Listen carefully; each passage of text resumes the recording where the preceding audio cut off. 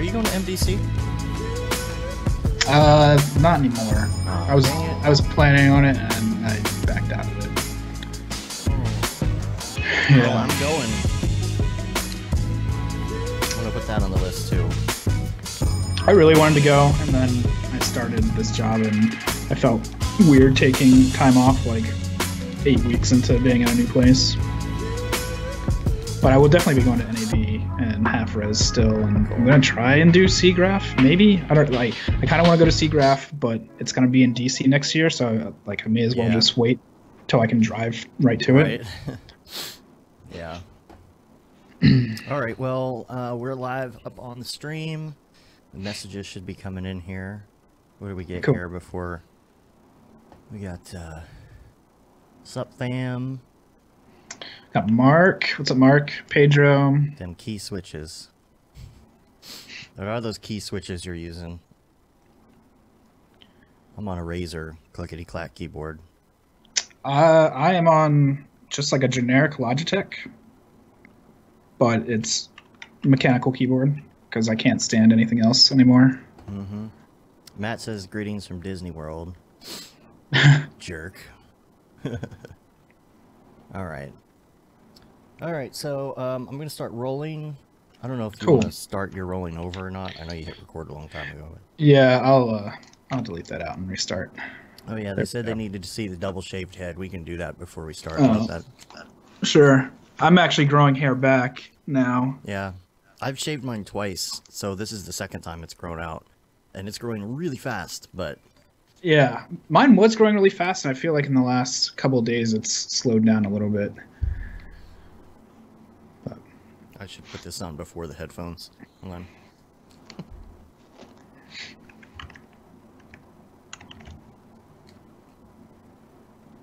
I had a beanie, Mark, and I got so many beanies. I got a Pickle Rick beanie now after Christmas. Man.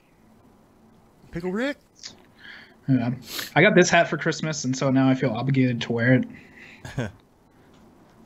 I got a lot of little hats and things. I'm gonna have to wear them all. All right. Am I rolling now?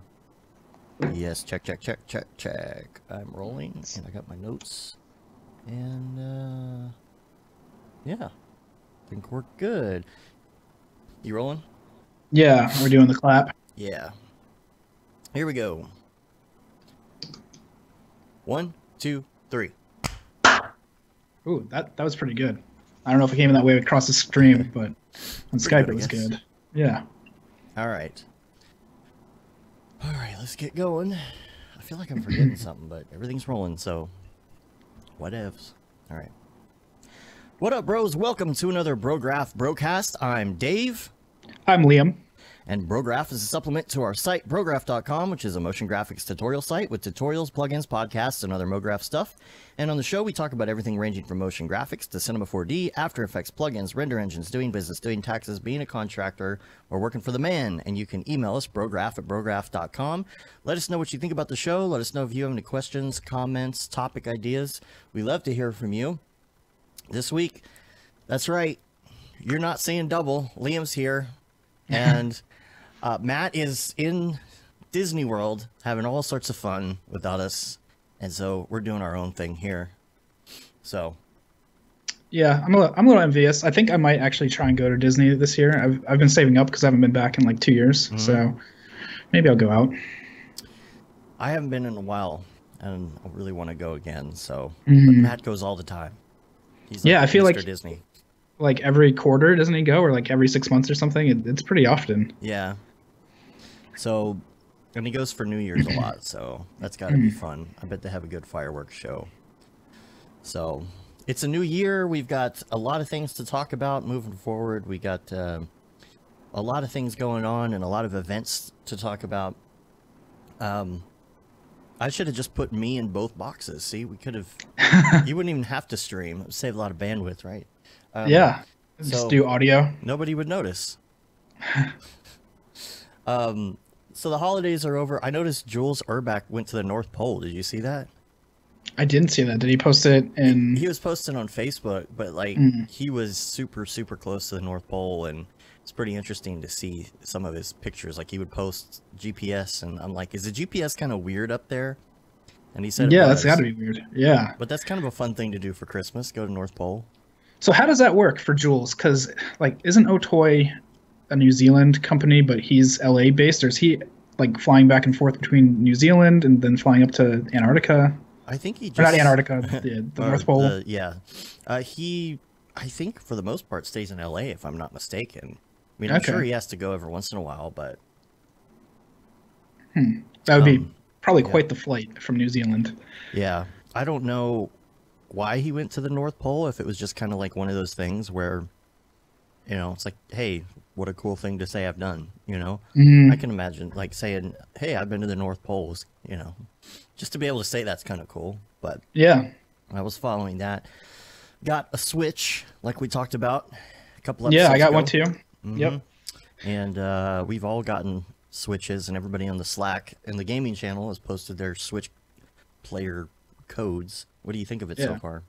Yeah, I gotta say, I'm really surprised at how much we've been playing it. Like, my kids are 4 and 6, and like they're totally into it. My wife has gotten into it, and she doesn't really seem like a gamer type at all.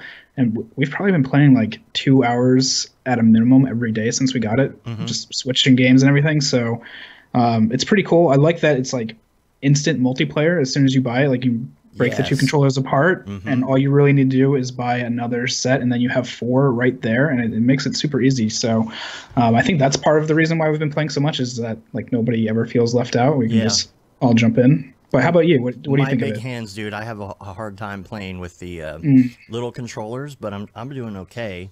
I like that they split off like that. You know, you can just give it to someone else. I love how versatile those controllers are. You can put them on. I mean, you can take them off. You can just hold them separate. You can put them on the little extra piece, so it feels like kind of like an Xbox controller. I bought the extra Pro controller just because when I'm sitting in front of the TV playing, I would rather have that. You know, I think the fact that they're kind of straight, it kind of hurts my big old hands a little bit. And so I kind of want the classic controller when I'm doing that. But man, the versatility, you know, you just plug it into the TV, or you pull it out, or you prop it up as a stand, you know, which the stand leaves a little something to be desired on the back. Yeah, it's a little flimsy. They needed to, but, you know, Yeah, there's been a couple times where either I've stayed up later than people or gotten up earlier than people, and I'll just go grab the Switch and play with it right on my lap, and it's great because it's not too loud. It's not overwhelming with the TV and waking up other people or keeping them awake. Yeah. And so like that's awesome too. So props to Nintendo. I haven't owned a Nintendo probably since the original Switch. So it's real nice to see how it's evolved.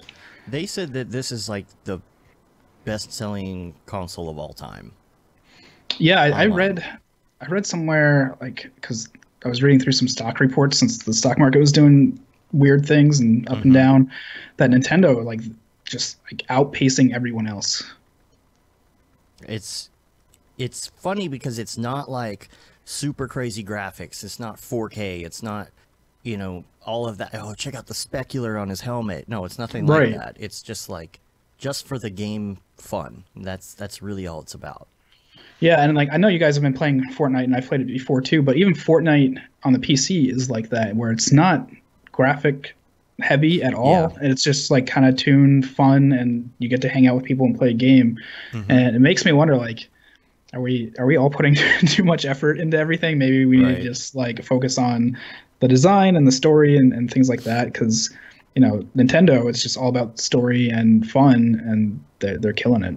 Well, I felt so old because I installed Fortnite on my PC, and I messed around with it, and my daughter played it a couple times, and it was one of those things where like I just need to sit down and try it out, because I know it's like it's like the, what's the other one, Battleground, PUBG. Yeah, and I get they're kind of the same thing, where they call them a battle royale. It's kind of a generic thing now, because I think at first there were problems with, you know, who's stealing from who and all that kind of stuff. I think they've said, okay, this is a type of game now. I don't know where that all landed, but the battle royale stuff I'm starting to understand. I'm starting to understand how this works. I actually sat down, me and my daughter. Well, you that day, we all kind of had our kids on, our wives on, or whatever. And we were all playing together. But then after we got off, David's stepson was giving us kind of a lesson on how to play Fortnite, because I didn't understand. He was laughing because I had gone on the day before and watched some YouTube videos about what you're supposed to do. But I had some problems with the controls at first. I didn't understand how you were supposed to do certain things, but like, you know, understanding how to build and mine and do all of that kind of stuff, I was just like so lost. And I'm like, I don't know. But the first 2 times I really played, like for real, I got second place both times. Nice.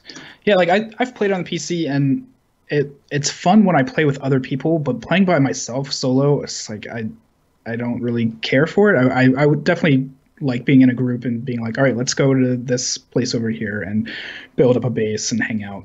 I don't think it's very good as a solo game, but I know a lot of people play it solo, so maybe I just don't understand it yet. My daughter likes playing solo because she doesn't like the competition part of Fortnite, and she just likes to play around and like figure out how to do things. I think that eventually, though, she's gonna get used to it and want to play more with teams. But yeah, what all did you get? Like, I know a couple of the games that you got, but what games do you have altogether? I got, what did I get? So I got not Super Mario. Well, okay, I did get the subscription so I could play all the games online, which I think we all did that. And you can do a family pack on that for like $34 a year. Yeah, that's what I got too. So that, you know, if you get another Switch, you can put other family members on it. I got Mario Kart, obviously. I got Super Mario Odyssey, which I haven't really started playing yet, but Matt beat it in like 1 day or 2 days. I got, what's the fighting one? Smash Brothers. Yeah. Yep. I'm starting to get the hang of it. Arya gave me a tutorial on that the other day, and like what the different options are. I have trouble remembering all these moves in my head, like what does what. I'm getting used to that. I got, what else? Fortnite, and I don't know if I've bought any. Oh, I got that Papercraft. Is it called Papercraft? Oh, I don't know. That's a fun one, but it's a 2-player thing where you're doing these little puzzles together. But David actually did this comprehensive thing. Now he's going to be on the show. Okay, he was on the last show, which I haven't posted yet because that's supposed to be like a holiday thing. Not a holiday thing, but an after holiday thing. So that gets posted today. Then our show will be posted tomorrow, and then David's going to be on the show Monday. So you're going to have a lot of stuff to listen to, everybody. There's a lot of podcasts. But when David's on Monday, I'd like to give for him to talk about this, because he's done a comprehensive review already, of course, of all of these different things he's tried. He's found a lot of things that are like cheap or free games as well. You know, yeah. And he has like a giant list. He texted it to us. He's got like 15 games on this list here and his review. So I think we might do a little game corner on Monday and talk about that a bit. So if it just seems like a lot of people in our community got a Switch for Christmas, and so if you're interested, we will be opening up the Slack here for a few days for the beginning of the year, and there's a lot of people in gaming right now talking about Switch, and so I've pinned. You have to go in somewhere to like pins to find the Switch player code thread, but a whole bunch of people have posted their codes in here, so. Yeah, I think I've got all the same games. I didn't buy Odyssey.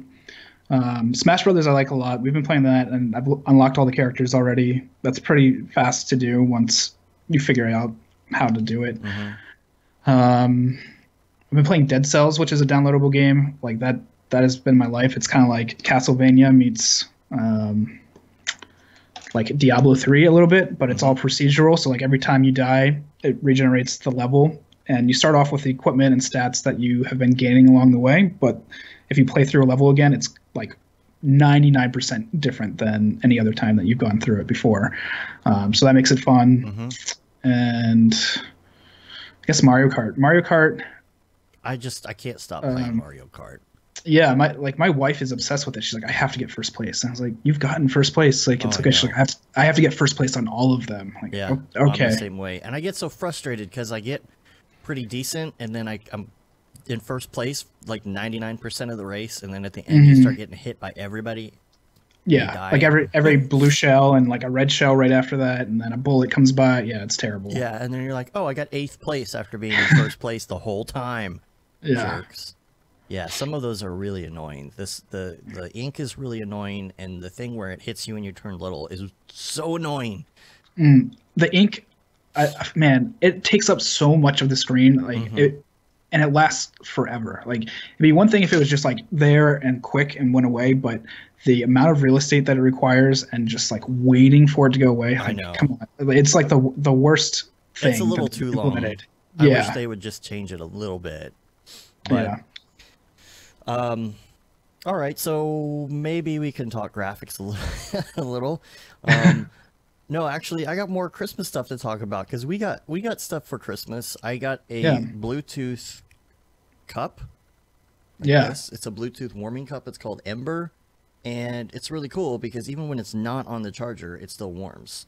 Like, it's warming right now, and it's Bluetooth, and you can set the temperature you want of your drink. And there's something just oddly weird about, like, every time you pick up your drink, it's the exact temperature you want it to be. That's really cool. Now, does it cool down too, or is it No. only to heat up? Okay. It only heats. But the charger, like, it doesn't have to stay on the charger to heat. That's what's cool. Now, if you the other day I put something in it cold just to see how long it would take to warm up, and it was like, it was warm, but it took the whole battery. You know, so my phone started buzzing and saying, "Hey, your battery on your cup is low." Gotcha. This is the Internet of Things, people. But it's just so cool, man. It's got all these options, and it tells you, you know, lets you set temperatures for different things, and I don't know. It's just it solves the issue that I get distracted and I forget to drink my coffee, because I always do that every time. Yeah. Yep, I do that too, and like it prevents me from really enjoying coffee because I'll just sit on my desk, and then by the time I realize it's there, it's cold. Yeah, so I might have to pick up one of those. I got a couple Google Home Minis, so I'm getting on the smart train too. The Home Hub is great, by the way. Yeah, you should. Yeah, I mean, you can find them in some places for like $99 still. So now, it's totally is the Home Hub is that the one with the screen? Yeah. As well. Yeah. For $99. Dude, I mean, it will control the Nest in your house, you know, all that. So you could say, okay, Google, set the temperature to whatever, and it will show a readout. It connects to the Nest doorbell. Does not connect to the other one, to the Ring doorbell. So if you want to get one that's compatible, go with the Nest. It's more expensive, but you'll be able to say, show me who's at the door, and it shows it on the screen, and what's the temperature of the house, and it shows it on the screen, and how do you cook such and such, and it will do step-by-step instructions in the kitchen. Totally worth $99 just to have. Yeah, that does sound like I really love my iPhone, but what Google's doing with all this other home integration, it makes me want to leave the iPhone behind because they're not integrating with anything, and so they're trying. They're doing, you know, it's the Apple Home something or other. What is it? Yeah, called? but the HomePod, right? HomePod, yeah. Yeah, and reviews have been terrible on it, and that, like, the sound, for as much as you're paying for it, the sound's really not that great, right? And you really need like 4 of them to get the full effect. And well, I try to use Siri sucks anyway. Yeah, Siri sucks, and I try and be productive, and I never use Siri to be productive. I always use, I got Alexa, I got Google, and I use those. You know, if I want to set a reminder, because I don't use regular reminders on the iPhone anymore. I use Todoist, and so I want to integrate that with, you know, the voice stuff and you know, it and the watch and everything else, but I can't do it. Like, okay, here's an example. Yesterday, I told Siri to set an alarm for 5 p.m., right? We were going to do the show yesterday, but I was feeling awful, like sinus thing going on. So I'm like, I'm going to take a nap. And I set the alarm, and I leave my phone sitting on the table. Well, I'm laying there, and I don't feel like getting up. I feel like butt, you know? And Andrew Kramer's in here. He's like, where's the tutorials? So I feel like I want to be able to yell across the room and say, hey, dingus, turn off the alarm. And I say it. I'm like, hey, I'm like yelling at my phone. I'm like, oh, so Siri doesn't have that feature where you can turn off your alarm just by saying it like the other ones do. If you set a timer or an alarm on Alexa or Google or whatever, then I'm setting off everybody's devices right now, I'm sure. I've said the name of every home device. So, yeah, I don't know. They're going in a weird direction. But as far as like trying to be efficient and like have everything integrated and trying to integrate my daily routine and my to-do list and all of that stuff, I still like the iPhone interface. But I can't. I don't feel like I could leave it. I hear so many people go to an Android device and from an iPhone, they're like, they kind of go back. Yeah, I hear that too, and I feel the same way. Like, I wish that all the companies would just agree to play nice together a little bit, or like make something happen. And I understand it's consumerism and all that, but man, like the iPhone is great, but everything that like Alexa and Google and everything that they're doing, it's like it's so flawless. Like it puts Siri to shame. Like being able to set multiple timers on, like I'll have one timer say like for my daughter to finish her homework, and then I'll start another timer and say I need a timer for 10 minutes, and Google will keep track of those timers. It will let you have multiple ones. And like one will go off for my daughter, one will go off for dinner. It's like, how is this so much more advanced when Apple got such a big jump on it from everybody else? It's very strange. Andrew Kramer says, just saying hello, good luck with the show. Bye, Andrew Kramer. Bye, Andrew Kramer. Come be on the show sometime. I'm going to send you an invite. Nickname says, welcome back to another very exciting podcast. You know what I realized is like all these people are saying Happy New Year's to us, and we didn't say Happy New Year's at all. Oh, Happy New Year, everybody. Yeah, Happy New Year's, everybody. Yeah, so this show we're going to talk about what's coming up this year, basically. We've got some good show topics. We have Luminous 1.4 is out. If you are a customer, you should have received an email on that. I have some things that I need to do with my my shopping cart type stuff online, because it is not easy to roll out an update, which is really stupid of Squarespace. But so Luminous 1.4 is out. It's got R20 compatibility. We've been getting a lot of emails about that, and about Octane 4. It was compatible, but there was that little coffee error because we had some sort of stray coffee script that wasn't even being used in it. That kind of sucked. But we've got R20 and Octane 4 compatibility. I don't know what's going to happen when Octane 2018 comes out, because the release candidate of it is already out. Yeah, I saw Jules or Amit. Somebody posted that it was already out, and I was like, man, they're starting to hit like Redshift release speeds now. Like that's pretty impressive. But this is an all new version, and there's so much new stuff in it. And so as far as like where our plugin is going to go with that, I don't know. I have some ideas. Obviously, there's going to be a spotlight in the next version. So I'm like, okay, well, what's the new flavor? What's the 2.0 of Luminous going to be? So I'm waiting for the Cinema 4D version to come out, because I'm actually surprised it isn't out yet. Do you know there is a plugin for Octane 2018 for Lightroom already? Like, that's super surprising. Yeah, that is surprising. So, I mean, usually Cinema 4D is the first one to come out, so... Yeah, well, I don't know. It is technically still the holiday time, so maybe there's just a delay there. Yeah, I mean, I don't know what's going on, but I think... I mean, I'm ready to dig into it. I haven't really downloaded the standalone because I really don't know how to use the standalone that well. So it's kind of it's kind of useless for me to even try that. So when it comes out, though, I'm immediately going to start working on how is Luminous going to work with this, because you won't need a spotlight anymore. So we've got some other things in store. We got some other plans for what the second full version of the plugin will be. It'll probably be for the ground up. But 1.4 is done.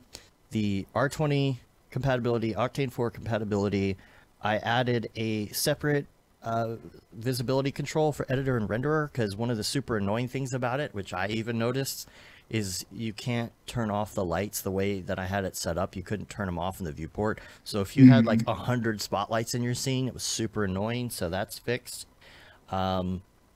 Let's see. I added the keep instance power option because that's something new in some of the latest versions of Octane. A visible on diffuse or specular button, a cast shadows or transparent emissions button, source reflection visibility, because you can turn on a source light if you want to see the source of the spotlight. So now you can say whether or not you want that in the reflection. The source general visibility I changed to a percentage value, so the keyframing would be a little smoother on that. Cool. I fixed there is a viewport centering issue. So if you're like me, I don't know. Does everybody use the S key in cinema?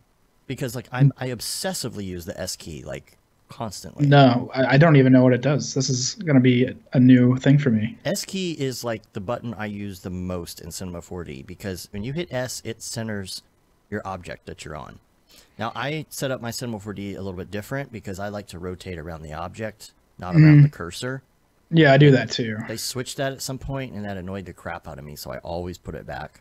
So I'm constantly hitting S. So if I click on an object anywhere in the scene and I want to work, it's like, bam, S, as soon as I click on it. And then it's centered up, and I do my thing, and then I click on another object and hit S. But when you hit S, it centers it based on what's under the null. If you center the null based on what's under the null. So if you have hidden things, or if you've got points that are strayed, then all of a sudden, like, it shows all of that, like, really wide. Gotcha. And so I put this little, basically like a dummy null in there so that when you click on it, it centers correctly now. So you have correct centering. You've got, you got light pass ID now. We had some people ask for that, so that was an easy build-in. So I put a light pass ID option, so you can put all your spotlights on one pass, and also visible. The visible source pass also has an ID, because by default that's set to 0. So if you want to do something with that, you can do that too. Cool. What's the easiest and quickest way of centering an entire scene? Okay, I know that there is a button. There's a specific keystroke for that, but it's H, isn't it? I want to say it's H. Yeah, I think it's just H for home. And usually what I do is I just have a bunch of stuff selected and hit S. Because like if you have 4 things selected and you hit S, it centers those 4 things. If you have the entire... So sometimes I just do Control-A-S, just because with my muscle memory, it's easier for me than looking over and trying to find the H key. I know it's dumb, but if you're not using S, like, that's the jam right there. Like, when I learned 1, 2, 3, ERT, and S, an option, like, then I could navigate around Cinema 4D perfectly. So do you use 1, 2, 3 to navigate, or the Alt key? Well, technically I use 1, 2, 3, but the thing is that I use Alt to, I'm sorry, it wasn't Control, Alt. I use Alt to rotate. I zoom though with the scroller on my mouse. Yeah. So really, I guess it's just 3 that I'm using. Is that right? I don't know. I haven't used them in a long time. It's like, it's in my muscle memory. Like, I don't even remember what it is. You know what I mean? So, man, if you're using those things like that religiously, you can navigate so well. And for me, once I got to that point, when I was just blasting my way around the navigation with all of that, like, that's when I really got decent at Cinema 4D, because I could work fast. You know? So anytime I open up something like Maya or these other 3D programs and everything's slightly different, the biggest hurdle for me is just trying to get around in it. It's like, oh, you want to scroll left and right. Okay, you got to hold down the middle key on your mouse and move around, you know, to pan, or it's just, I don't know. I wish everything was like that. I wish every program was like that. I used to use 1, 2, 3, and then I switched to Alt when I started learning Houdini. And now I can navigate pretty much anything, because most 3D programs use it, except for Blender. Hopefully they're fixing that in 2.8, because that's really screwed up. But and I also use a pen, so it makes it really nice that I have like 2 buttons right here. So I'll hit Alt, and I can like click a button on my pen and just kind of like loosely move my wrist around and get around a scene. But I do the same thing you do. I do it by object. I've never found doing it where the cursor is to be beneficial. Like, I don't know why that got set as default, but I'm with you. Like, it used to be default to be an object, right? And then at one point they switched it. Yeah. Because you click and you start rotating around an arbitrary point where your mouse is. It's like, that doesn't help me at all. Right. I guess the only number I really use is 2 for panning left, right, up, down. But man, it's just all about S, because it's like, I'm going to do this thing over here. Oh, I got to go over here, click S, centered, start working on that, rotate around it. Because when you center it up, then your rotation is centered. Because you have, there's another option too. I forget what it was. I think there's some sort of camera option that I turn off completely. And then, of course, I turn my inverted axis because I'm an old school gamer who does Y the other way. Yeah. So everybody hates me when I try and go do a presentation because I remap everything. So, my bad. That's all right. So, yeah, so we've got that. We got some other things coming up this year. We've got MDC. I guess you're not going to MDC, right? I had planned. Yeah, I had planned, and then I started working full time, so I decided not to go. But I'll be going to pretty much every other event this year. NAB, SIGGRAPH. NAB, I'm thinking about SIGGRAPH. It's coming to DC, and I'm only like an hour away from DC, so next year I might just do SIGGRAPH and hold off. But LA is not too bad of a flight, so half res. What else? I would like to do NodeFest at some point. Blend. Oh yeah, NodeFest. That'd be awesome. Blend. I went to Blend. What was it? 18 months ago or 2 years ago when they had their last one, and that was really great. We were having a discussion about it the other day, and the one thing I want to say about events that I've been getting out of more is like everything that surrounds the events. Like it's almost worth just like flying into Vegas for NAB, and you don't even have to really go to the floor. You can just like hang out at all the after parties afterwards and everything. Like I've gotten so much more out of events like that lately. So that's been a debate for me for like Blend. If it sells out, maybe I'll just fly to Vancouver and hang out in the city anyway, you know? Right. Yeah. I mean, that's a good point. And like Camp Mograph that we've been pushing around here, trying to get going. I told Mark that at the beginning of the year we need to start talking about that. I got to put that on my to-do list. In fact, I'm going to do that right now. Besides getting this stupid hum out of my microphone, which I need to do too. That's on the live stream. I apologize. I can't not track it down. I'm having such a hard time with that. I'm putting it in now, Camp Mograph, because that's on my to-do list, so we can start talking about that. What up, French Monkey? Uh-oh. Uh-oh. You hear me? There we go. Oh, you back? Okay. Yeah, I didn't lose you, so it must have just been my connection. Yeah, I didn't lose you either. It's really weird. I don't know what happened. Oh. Anyway, French Monkey's here. Okay, so let's talk about Camp Mograph a little bit. Okay. Just to tease it. So this is something that we were talking about kind of like in the aftermath of half-res. Right? So we were sitting there like, man, we've all got our laptops out. We're just chilling. Like, this is kind of fun because people were working on their own projects already. So we are doing this thing and we don't really know exactly how we're going to do it yet. I think that we're going to work on possibly, if we can, integrating it with Mograph.com so that we can get some good sponsorship stuff, because we already have some good sponsorship leads and things like that. So they can sponsor and we'll kind of have a retreat. And Mark, feel free to chime in. The whole thing is that when you're around other people and you're working on things, it's nice to be able to sit and chat, especially if you're the type of person who's a contractor. You sit in your chair by yourself all the time, to be able to collaborate. You know, we talked about, maybe everybody has their own personal project they're working on there, or maybe a couple people are collaborating on something or whatever it is, but you don't just do that. You take breaks and maybe somebody speaks there, in the mess hall. I don't know. We got to find a good location. Like, we're talking about going into the mountains and do this retreat, but we have to find good internet, so that's kind of one of the things. Yeah,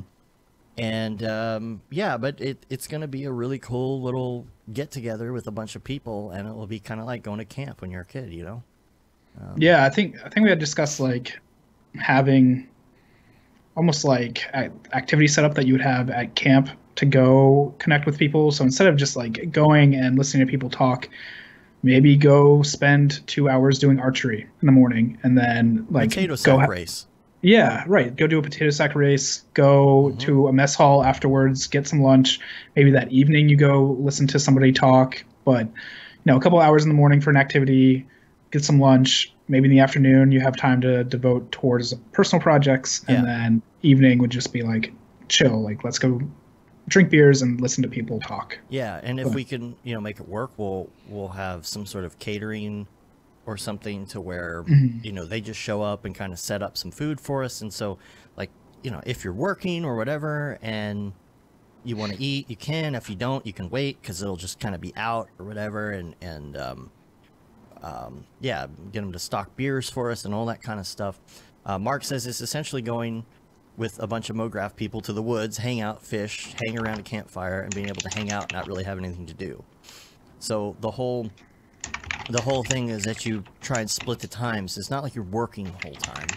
You're just relaxing, but the collaboration and the camaraderie and all that stuff is such a great idea. Mark started on a cool concept for the logo, and I just got to get that on my list of things, my incredible list of things to do here. But Mark says internet would be good, but arguably would be just as good with no internet or the internet disconnecting. Yeah, because you could just have like a completely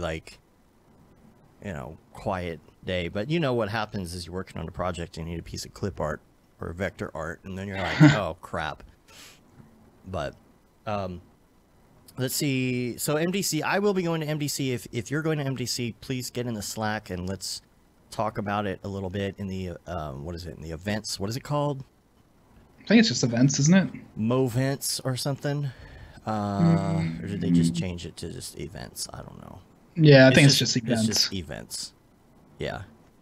So I can't even keep up with the Slack anymore. But yes, in events, let's talk about MDC if you're going to be there. I know not a lot of people are going to be there because obviously that's a long trek.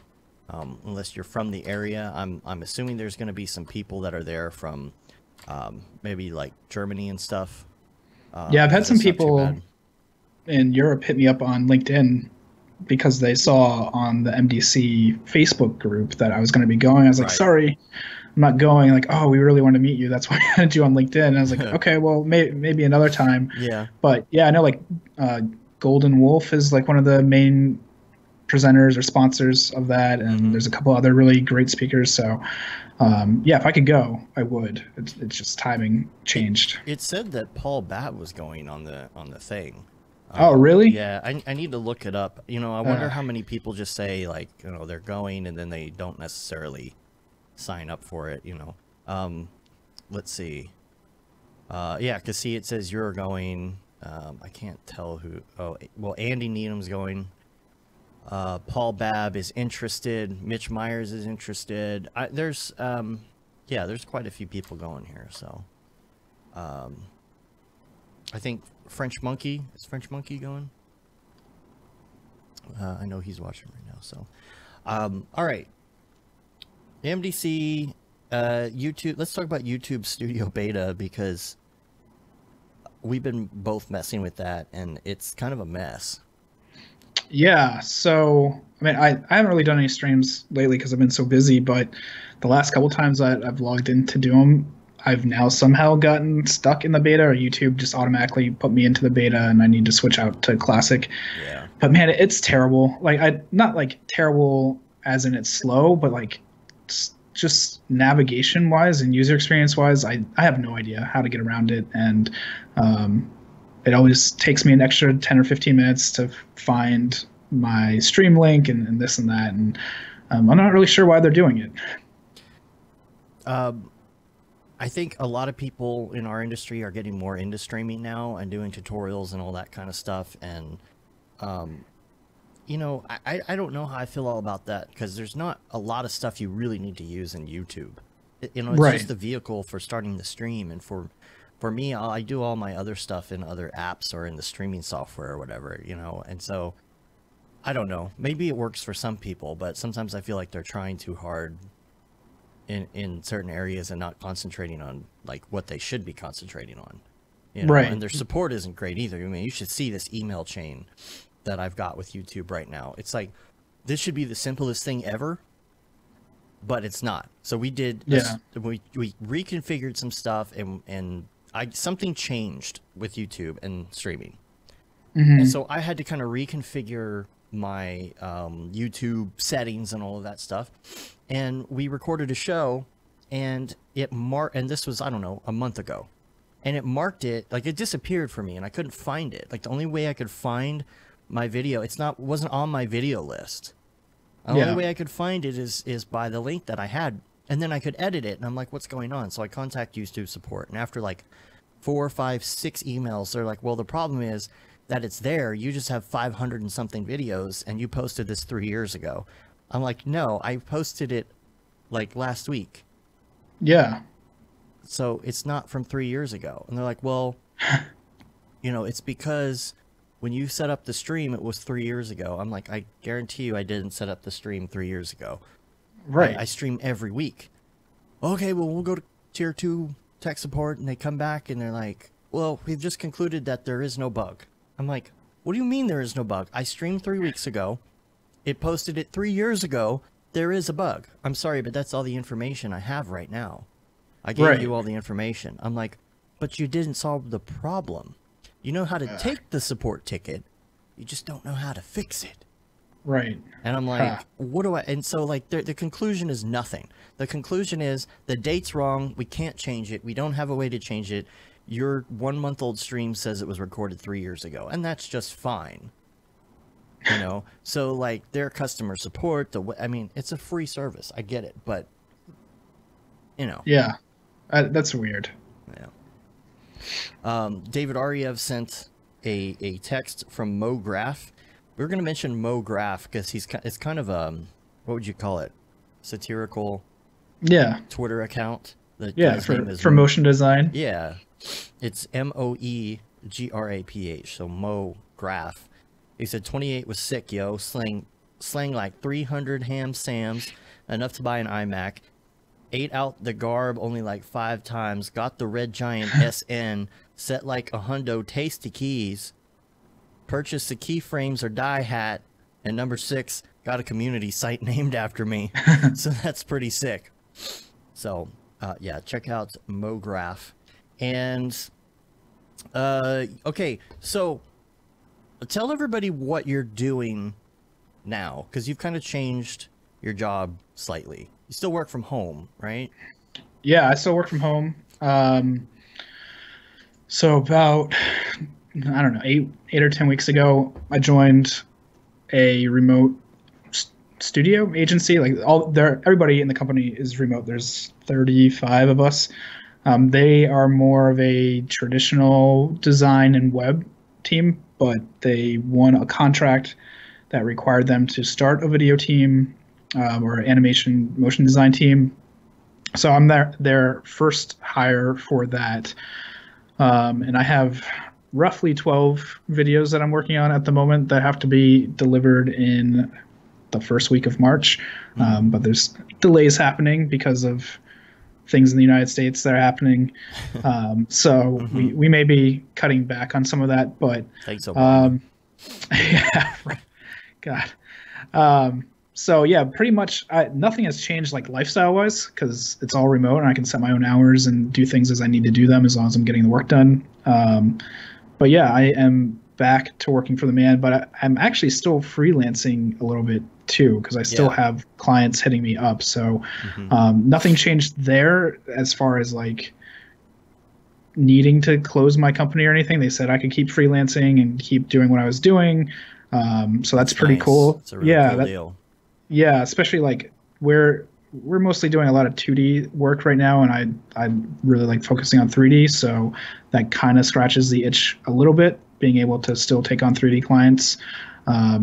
So yeah, that's pretty much what I've been up to and why I haven't been able to stream in the last 2 months is just when you have 12 videos on your plate, it eats up a lot of your time.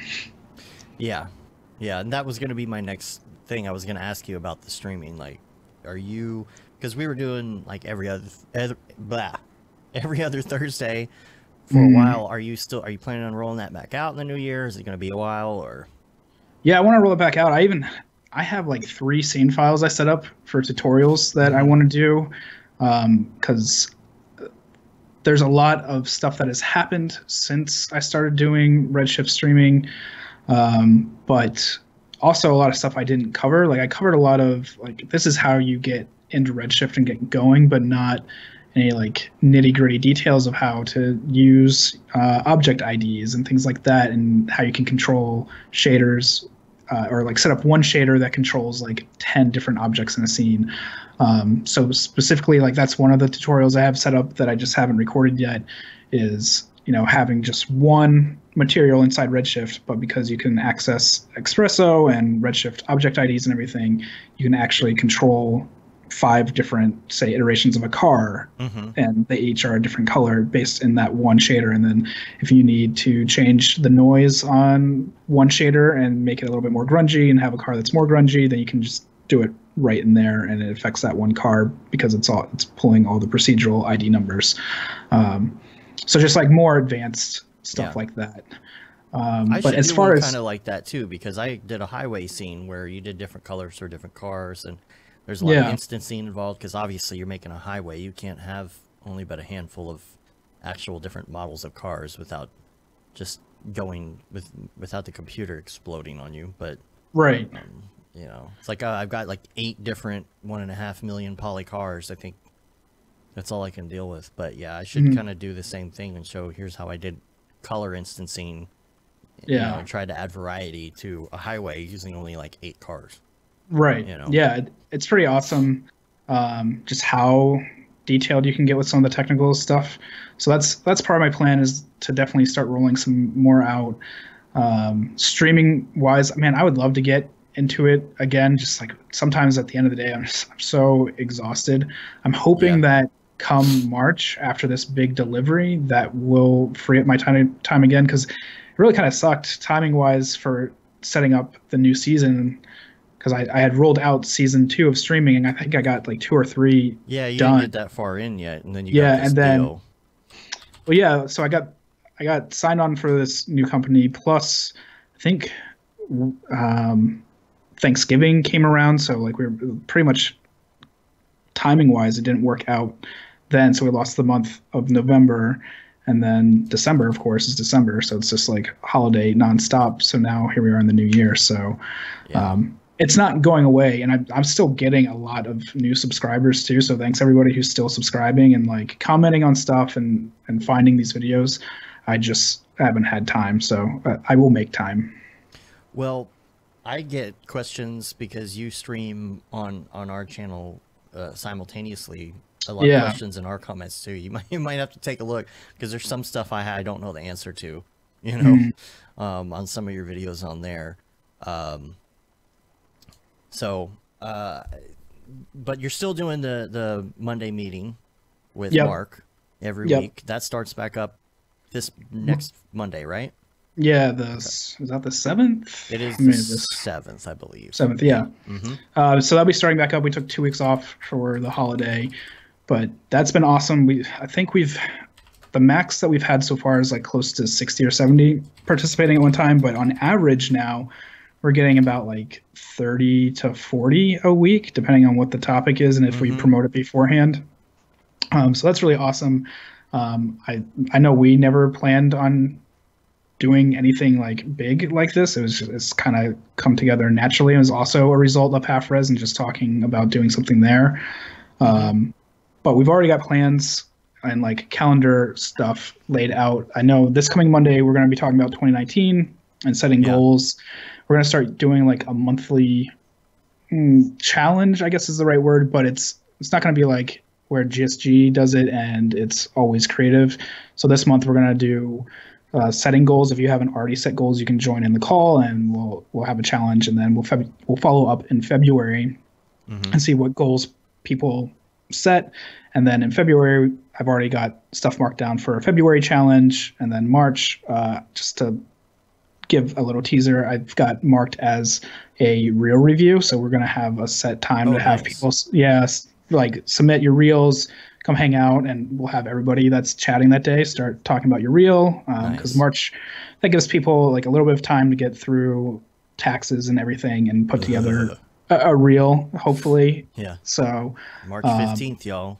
Yeah. So if hopefully, you're a corporation.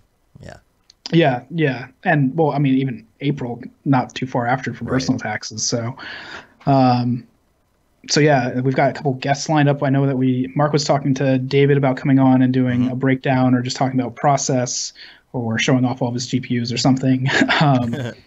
We have a woman, Dorka, who's coming on, and she's from Patriot Act, the new Hassan show that's on Netflix. Yeah. And who else? I've been talking to a few other people as well. So, well, Mark asked me about doing a breakdown of a project we were working on over the holidays, which didn't end up being completed for some pretty crappy reasons. We'll talk about that at some point. Is that the projection? No, the projection stuff was all great. This was a whole other deal. This is a whole other deal. It was pretty bad. It, honestly, no fault of our own.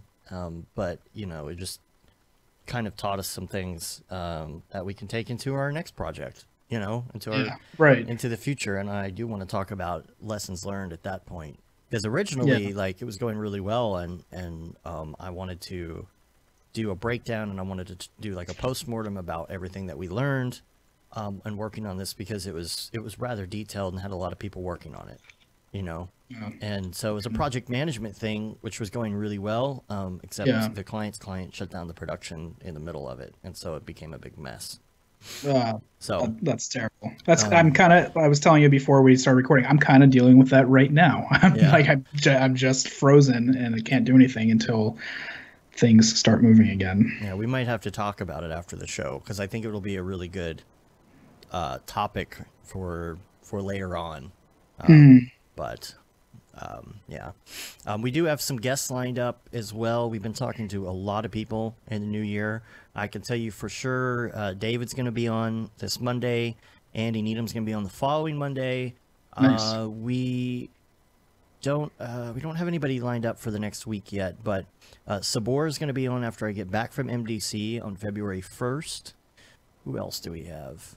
You should have Mark on, because I don't think Mark's ever been on. I was thinking about that this morning, and I think we should start getting the Camp Mograph stuff together and then do a show once we have like the details lined up. I think it would be a good episode for that.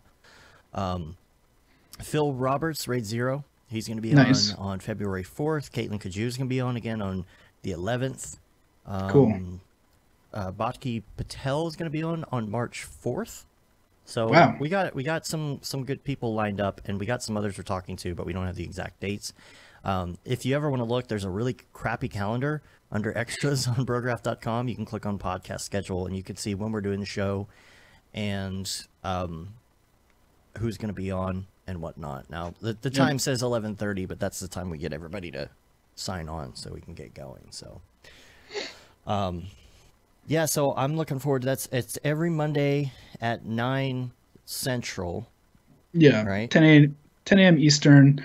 It does vary if there's a guest on. Like we'll cater to the guest. So sometimes it's at like 1 p.m. Eastern time, or whatever. Especially if they're West Coast. Because we had Brett Morris on a while back, and we didn't start until I think 12:30 or 1. Just because he was just getting his day started. Yeah. So we got that. I would like to do some more live streams as well. I'm so bad about that. Like, I want to do them so bad, but I always get immersed in other things. Yeah. And I think some of it's my, my to-do list and organization and things like that kind of go out the window whenever big projects come up, and we can talk about that in our topics section. But you did have a note here. I wanted to do some Ravcock. What's your flavor? Yeah, so you got Ravcock. What's your flavor? What's your flavor? There you go. Forgot I had to fill in for Matt there.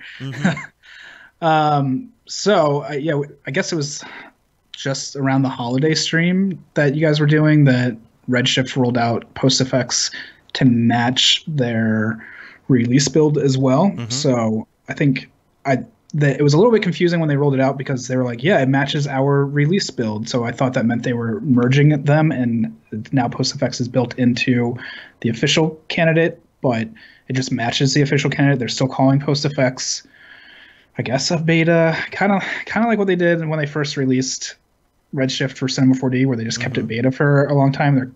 They're still doing that with post effects a bit, but honestly, if you guys want to see some really awesome post effects in a 3D render, like we know Octane's got it, but like Redshift is like doing some really cool stuff, and it is super stable. I've been using it for projects now and haven't had any issues. The only issue would be like finding a render farm that supports it because it is still a beta build. Yeah. So just be wary of that. You're going to be rendering locally. Yeah, you'll be rendering locally, but beyond that, it's awesome, super stable. And if I have a chance to stream again, I already did a post effects stream before, but yeah. I'd love to do another one now that it's gotten even more stable. I would like to do some more streams where you're showing me more Redshift stuff, because we really didn't get to go too far, because it was my first stream with this new setup, and so we realized that it was like chugging anytime I tried to use my Cinema 4D. So I got all that worked out. So cool. Yeah, totally. And like, I think March will probably be the best time to start doing those again. But other than that, Redshift is kind of just chugging along. It is kind of like, it's funny that Redshift and Octane have kind of switched places. Like I hinted at it before that, you see Octane already putting out their 2018.1 build, and we were told that Redshift 3.0 was going to be out by now, and they've really kind of slowed down on their build process a little bit. It was supposed to be out by the end of the year, and now it's not. So interesting to see what takes place. Is just so raring to go on the new stuff. He's ready to get to the new version with RTX integration and all that other stuff, and he's just raring to go. He's like, no, we're done with 4. We're heading to the next one. Yeah. So.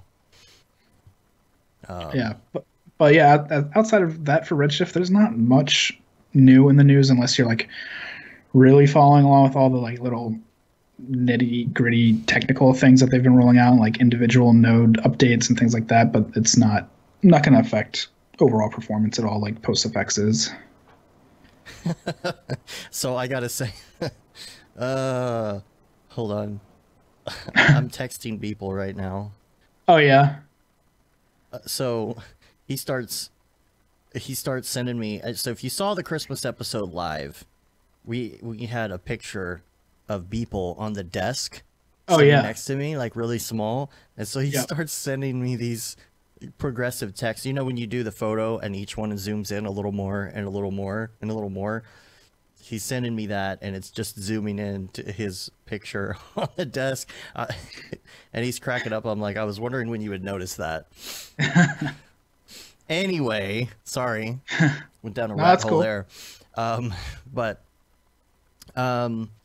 Yeah, I would like for you to maybe show me some more stuff, because we have these licenses, and I'm trying to get more into Redshift as well, because we do, sometimes end up in the position where a project is a little too heavy for us in Octane when we get to kind of a bigger scale on things. And I'm still like such a big Octane person, like I don't want to move, but I do need to learn this stuff.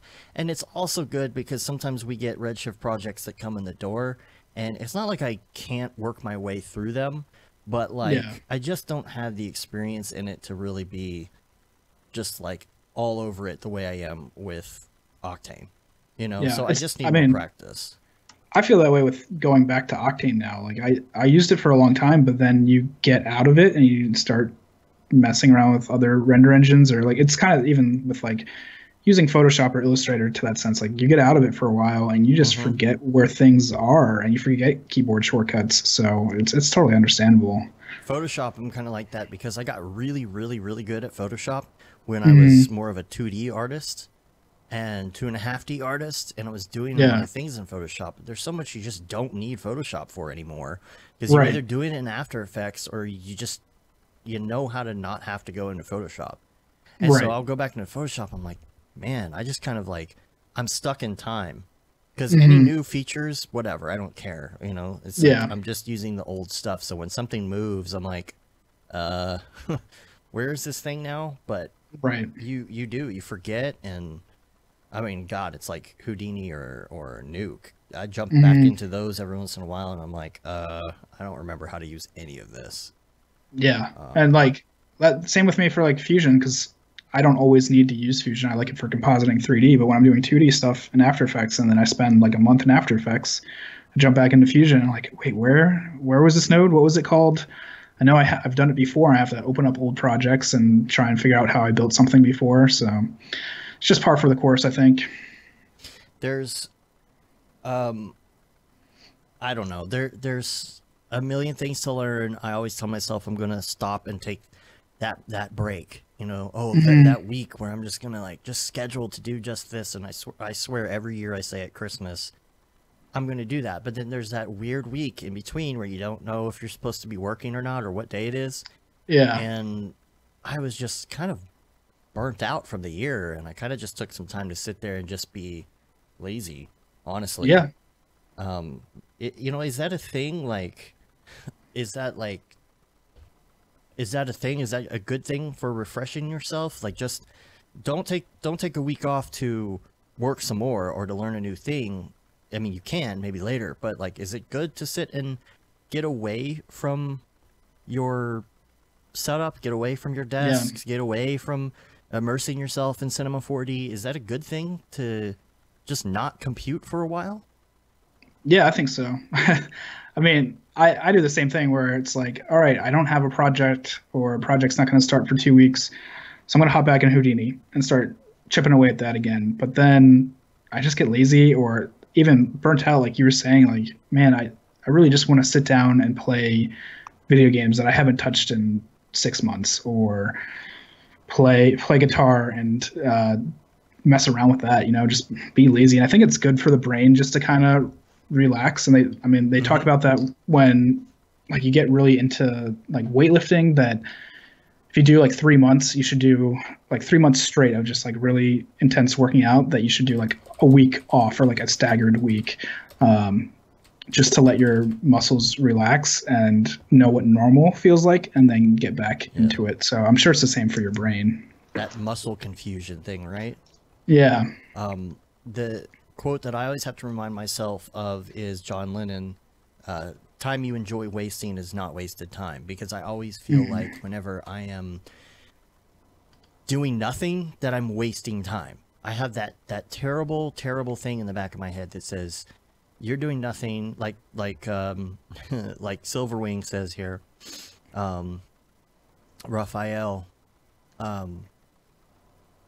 you know, you sit around, you do nothing, you watch Netflix, you be lazy, and then in the back of your head, you're like, well, I'm not doing anything. I'm wasting time. I should be learning. I should be doing this. But, I mean, after maybe 2 days of doing nothing, get really, really antsy. Yeah. You know, I feel like, oh, I'm just going to sit around for a week and do nothing. But then right away, I'm like, I want to do something. Yeah, it's hard to turn off. And, like, it's not like, not even just antsy, but like almost like kind of depressed, but also like you start beating yourself up. You're like, I'm not doing anything. I'm wasting time, like precious time that I could be doing something and bettering my career, or I could be looking for clients right now, or I could be doing anything. And like, that's kind of one nice thing about going back full time is I noticed last week, like we had some downtime and my wife was off for work. She took the week off and my kids were home from work, that stepping away from the machine, I didn't really feel this need as much as I do with freelancing to like always be going. Cause like freelancing, it's kind of like a do or die. Like you're networking, you're putting out new content. You're always looking for something. You got to be 10 steps ahead, because when you finish one thing, you got to be on the next thing. Exactly. Yeah. And so that is one nice thing where like, all right, I can breathe for a little bit. But at the same time, freelancing is pretty awesome. Yeah. Well, when I get back, I've noticed too, like the longer that I'm off, the longer it takes me to kind of like ramp back up, because I'm so at it. Have you watched the Orville? No, but I keep hearing about it and I keep seeing the new ads on TV, so I might have to get into it. It's really good. It's you know, it's one of those things where it's really good. It's just funny enough to where like they don't try and overdo the humor. They actually have a story. Sometimes the acting's a little cheeseballish, but it's kind of supposed to be like that. It's kind of almost endearing. It's a little cheesy without being too cheesy. But you know, something he said on the first episode of the second season, is that you're just go, go, go. And what I like about this show is they kind of poke fun at like what would happen on Star Trek: The Next Generation if you saw what happened in between missions, because you just saw all the missions. You never saw the fact that, well, what do you do when you're traveling for a week from one section of the galaxy to another? You know, so they're doing stuff like sitting around watching the Soup Nazi episode of Seinfeld on the big screen. Yeah. You know, or what happens to the kids when they get into trouble? You know, like on this episode, these kids, like they hacked the replicators so they could make a bottle of vodka. You know, it's like the stuff that would happen in real life on the Enterprise that they don't show. And one of the things is he talks about, he's sitting in the bar drinking, and he was like, you get all these crazy days, and then you sit down, and then when you finally get a minute to stop, then all your thoughts just come like rushing inward to you. And that's kind of, I was like, man, it's funny. This is just a goofy TV show, but I kind of identify with that. Like when I sit down, and have nothing to do, I start thinking about all this other stuff, and it comes rushing back in, and then I'm like, I don't know how to handle that sometimes, you know, because you're working so hard sometimes you don't have time to stop and think. And, you know, like I said, you get rushed with these different things, and you had that to-do list. You had all those great things that you were going to do, but then some project or something takes over, and that's it. And all of a sudden you come crashing down, and then you rush to get back to work in a couple days, and you just have 250 emails and a million to-dos and all these things that you said you were going to do on these different dates on your to-do list, and it's all just garbage now. And you just got to go down this list of like 100 things and regroup and say, okay, well, maybe I'm not even going to do this at all. Maybe I'm going to move this thing over here, you know? Yeah. Which I guess we're pretty much into our topic, one of our topics at this point, which is the to-do list thing. I feel like, you know, everybody talks about their challenges and their goals and what's your New Year's resolution, and I agree with Merlin Mann that I don't like the New Year's resolution thing as a whole. Because you should be making those resolutions all the time and constantly updating. Like, don't wait a year. Right. But it does remind me that I need to regroup. And usually whenever I come back from the new year, it is just a good time to start kind of regrouping, just because of how everything lies and how the new projects are coming, and it is a new year. So I end up doing some of those things. I feel like I should kind of regroup like that a lot, but I was able to sit in with the downtime because, you know, nobody does anything for quite a while after Christmas. I was able to sit down and think, okay, well, how can I get reorganized and get back into things? And I just happened to see a tweet from Chad Ashley, and he was talking about Todoist. And I know he uses Todoist, and I think Nick Campbell uses it too, but I've always been an OmniFocus person. And before the craziness of the holidays came up, which we were super busy, like Halloween on, I had everything organized. I had my new OmniFocus going again. I was like, I had all my stuff in there listed, and when I was going to do it, and my priorities and my contexts and all that. I think I even talked about it on the show, because I really stripped down my context, made everything as simple as possible. The problem, though, is that you can't share this stuff with other people. You can't assign tasks to other people you're working with. They can't assign stuff to you. You can't get it on like a web interface because it's OmniFocus. You can't get it on Windows. And that became an issue, because it's like, you can have a free Todoist account and you can't do the team stuff unless you pay like the $5 or whatever. But that's nothing. That's, you know, there's a 30-day trial. I'm loving it so far. And you can't assign it to other people. So if you're working in a group, it's really hard to send stuff back and forth, because it's in like, oh, well, I'm going to put this in my OmniFocus on my own, in my own separate ecosystem. You know, and you can't just move stuff around and say, oh, well, you should do this too, because we're all on the same page. We're all using the same to-do software. Well, we can't, because you're on Mac, or you're on PC and you're not on Mac, and just OmniFocus is expensive. So when I made the switch to Windows too, it made it harder because the only thing I was using my Mac for is like to record the show and to do my to-do list. That's about it at this point. Yeah. So I decided I was going to go to Todoist yesterday and just kind of regroup this stuff and start over. And I'm really liking like the first 24 hours. That's really good. I'll probably do a comprehensive thing at some point. But I was able to move everything over pretty seamlessly because you can do an export out of OmniFocus. It comes in all crappy like, and you got to clean it up a little bit, but at least you get all the tasks. Because I had like 100 and something tasks in there from September. But you can do kind of the same thing. You can set up projects. So I did the projects like I had before. Instead of context, I just changed it. You know, I just made them labels, you know, so you could go in and I made it very, very simple.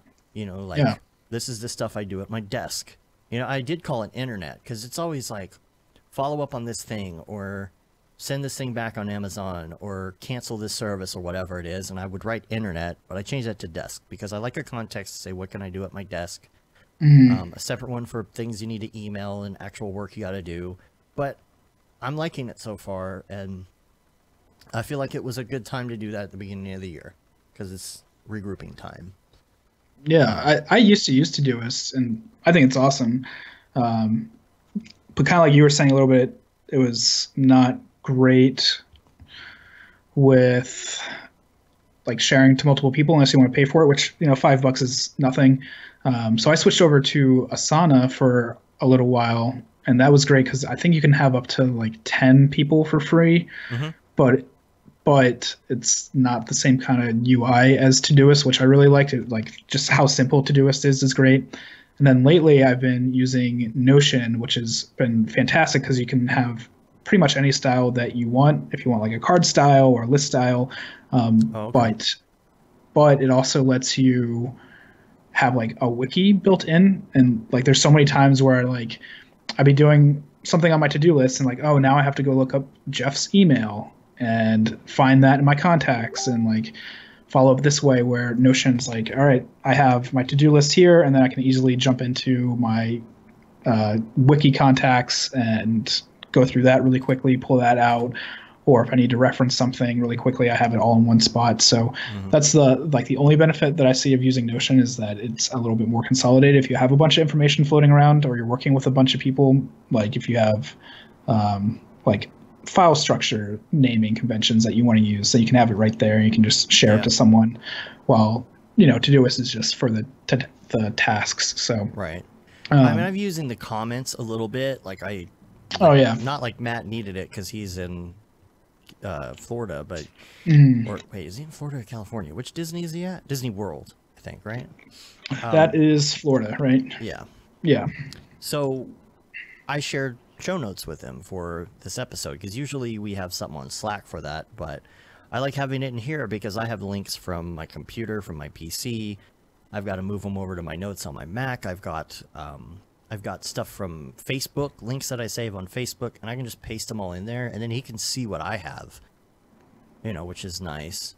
So there's a little bit of that, like as far as like comments, but honestly, like I kind of went back to Slack as well yesterday because you can integrate this with Slack.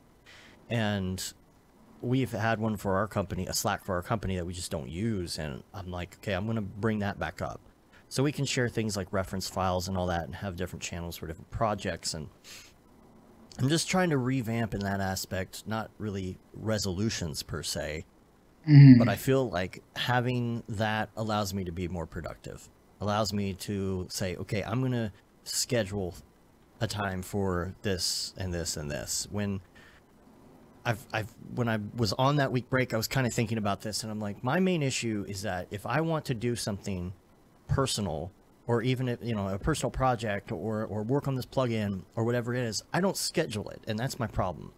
Yeah. Because I might put it on my task list, but what happens every day? It gets bumped. Well, why does it get bumped? Because something else is a priority. Okay, well, if it's a client, I could see that, you know, but there are some days where if I get up in the morning, maybe I don't work first thing in the morning. Maybe I just work on a personal thing, or maybe I work on the plugin, but I don't schedule it. I think that's my problem. I think I need to put these things on the calendar this year, there's anything that I would consider a New Year's resolution, put the time to work on a personal project on the calendar. Wednesday morning, I will be working on this for half the day. And at noon, I'll switch over and I'll do like client work. Client work's still going to get done. You got time to get it done. It's like a 3-hour thing in the afternoon. Okay, I'll do that. It's like, but sometimes when I get up in the morning, I don't feel like working. Yeah. Or I'm okay with like messing around in cinema, but maybe I don't want to work on a client's project at 9 a.m. Yeah. You know, I've never scheduled personal work. Like I always do it in my downtime, and I wonder how much more effective I would be at getting personal projects done if I like really dedicated a day or like a couple hours in my day and like put it right on my calendar. That like now that you're saying this, it kind of makes me think like, is it better to always schedule a little bit of time for personal work, or just doing it in your downtime? But then like we were already saying, like when you're in your downtime, then you start to feel like, all right, I need to relax, and you start to get lazy. But then you schedule that downtime too. Okay. You say video game day on Friday. After 3 o'clock till the end of the day, video game day or something. Put it on there, because you're never gonna do it. You're gonna find something else to do. You're gonna get into another project. I don't think there's anything wrong with time shifting everything. I feel so. It's this block. It's this whole thing about you've got to be doing these things during business hours. It's like, what does it matter if I'm working on okay? It's like for me, I've got to do a personal project at night. Yeah. Why? Well, because it's not during the day when you should be working on client projects. I don't know why that whole thing is just embedded in my brain that I have to do actual work during the day and then the fun stuff at night. I could flip-flop it without any issue. What does it matter? So I'm trying to break myself of that mold and say, just do stuff when you want to do it. It's all going to get done, and just schedule it. Yeah, I gotta say, I am in that mold a lot too. Like, even if I don't have a project going on, I will like kind of just do stuff around the house during the day, and then at night it's like, oh well, I need to go downstairs and work on my personal project because it's night now. So that's really interesting that you've picked up on that. I think I'm gonna have to schedule my stuff a lot better now. Well, maybe we could all start doing it and see if that pays off or not. Yeah. And maybe answer the client emails in the morning, because sometimes it's sensitive. Like I missed one this morning because I was in another call. It was one of those things where like the client emailed at 5 p.m. yesterday, and I got on a call this morning, and then I didn't see his email until 11 o'clock. And it's something like they were asking me a question by 10:30. It wasn't the end of the world, but sometimes I hate that if I don't open my email 24/7, that I miss something like that in the window when I'm technically not working. But maybe check that and say, okay, emails are good. There's no emergencies. Let's move over to this thing because it's scheduled. I'm going to work for 5 hours on this personal project. Then I'm going to get lunch, and then I'm going to do my stuff for the day. It's not going to change anything. But, So I think we got a couple other topics here. We've got some things that people have actually written, emailed us, and I really want to get to them because it's some of the stuff they wrote like before the holidays, and we just haven't had time to get to it. I did want to talk about what makes clients happy, because we don't have to spend too long on it, but it's something that I notice a lot. Like some people when they are dealing with clients have a hard time understanding what the client wants and how to be efficient and how to make them happy, because they are not necessarily the type of person that understands the client relations. Let's say you're working for, I don't know, an ad agency, and you are, I don't want to say it in a bad way, but you're a button pusher for them. Right. You're a button pusher. You're an animator. You do whatever. They take care of all the business stuff. They take care of all those details. And they tell you what to do, and you do it, and you send it back to them. Well, are you the type of person that can actually deal with clients or not? Because if you're thinking about going freelance, You have to be. You have to Right. force yourself to be. You have to be schmoozy Matt. You have to be the type of person that can turn it on, deal with the clients, give them what they want, and also be the button pusher. Some people are not cut out for that. Some people don't understand that. And they try and do it, and they still don't understand where they're going wrong. And then they're like, oh, I'm not getting any clients now, or these clients aren't coming back to me now. I don't understand why.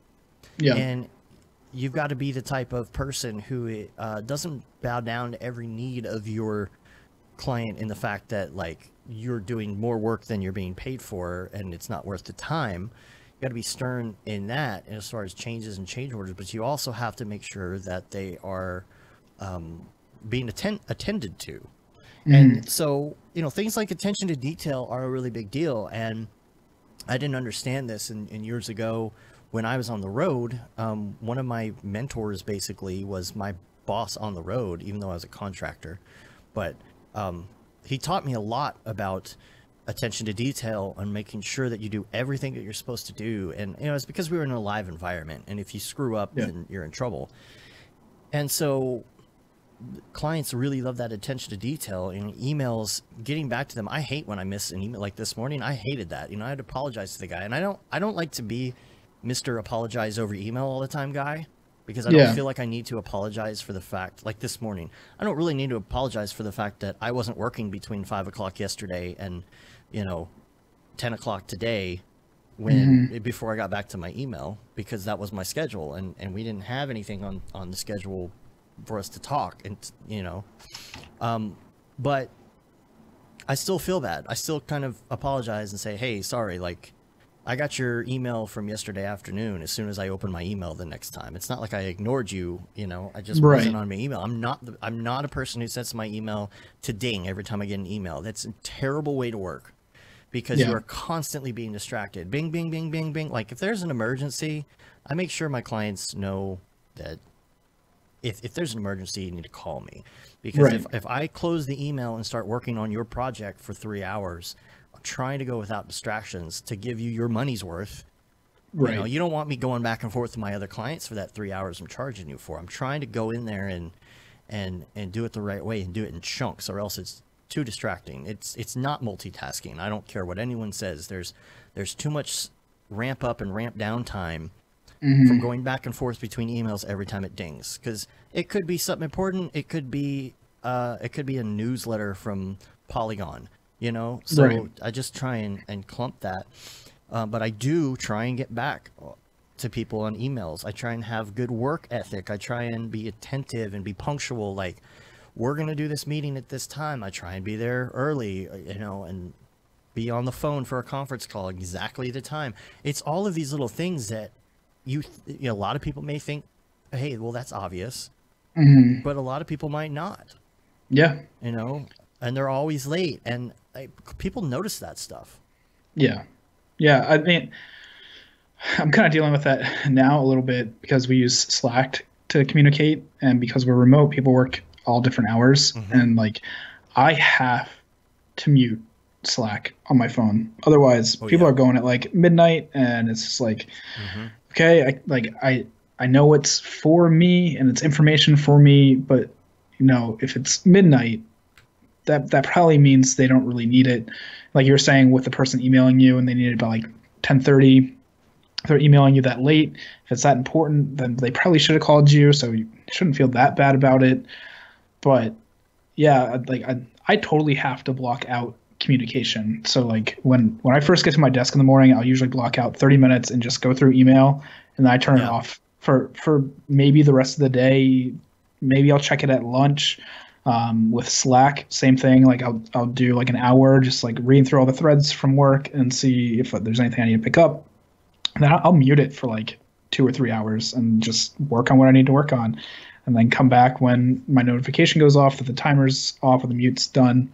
But if I don't, then I just feel like I'm wasting my time, but also like a client's time or like my employer's time, that I'm not getting things done the way that I should. Attention to detail, totally. Like and like you also have on the notes, like double check yourself and don't trust yourself. I do that stuff all the time. Like it's a habit I definitely need to break, where I'll trust myself. Like I was just working on this and I watched it RAM preview, and I know it's fine, and then I'll render it out, and then I'll post it on Frame.io or wherever, and the client will be like, there's no audio in this section, and I was like, are you serious? I just did a whole giant RAM preview, and I watched it like 10 times, and then I'll go and see, and it's like, nope, the client is right. Like I screwed up, and there was an error, and I should have double checked myself.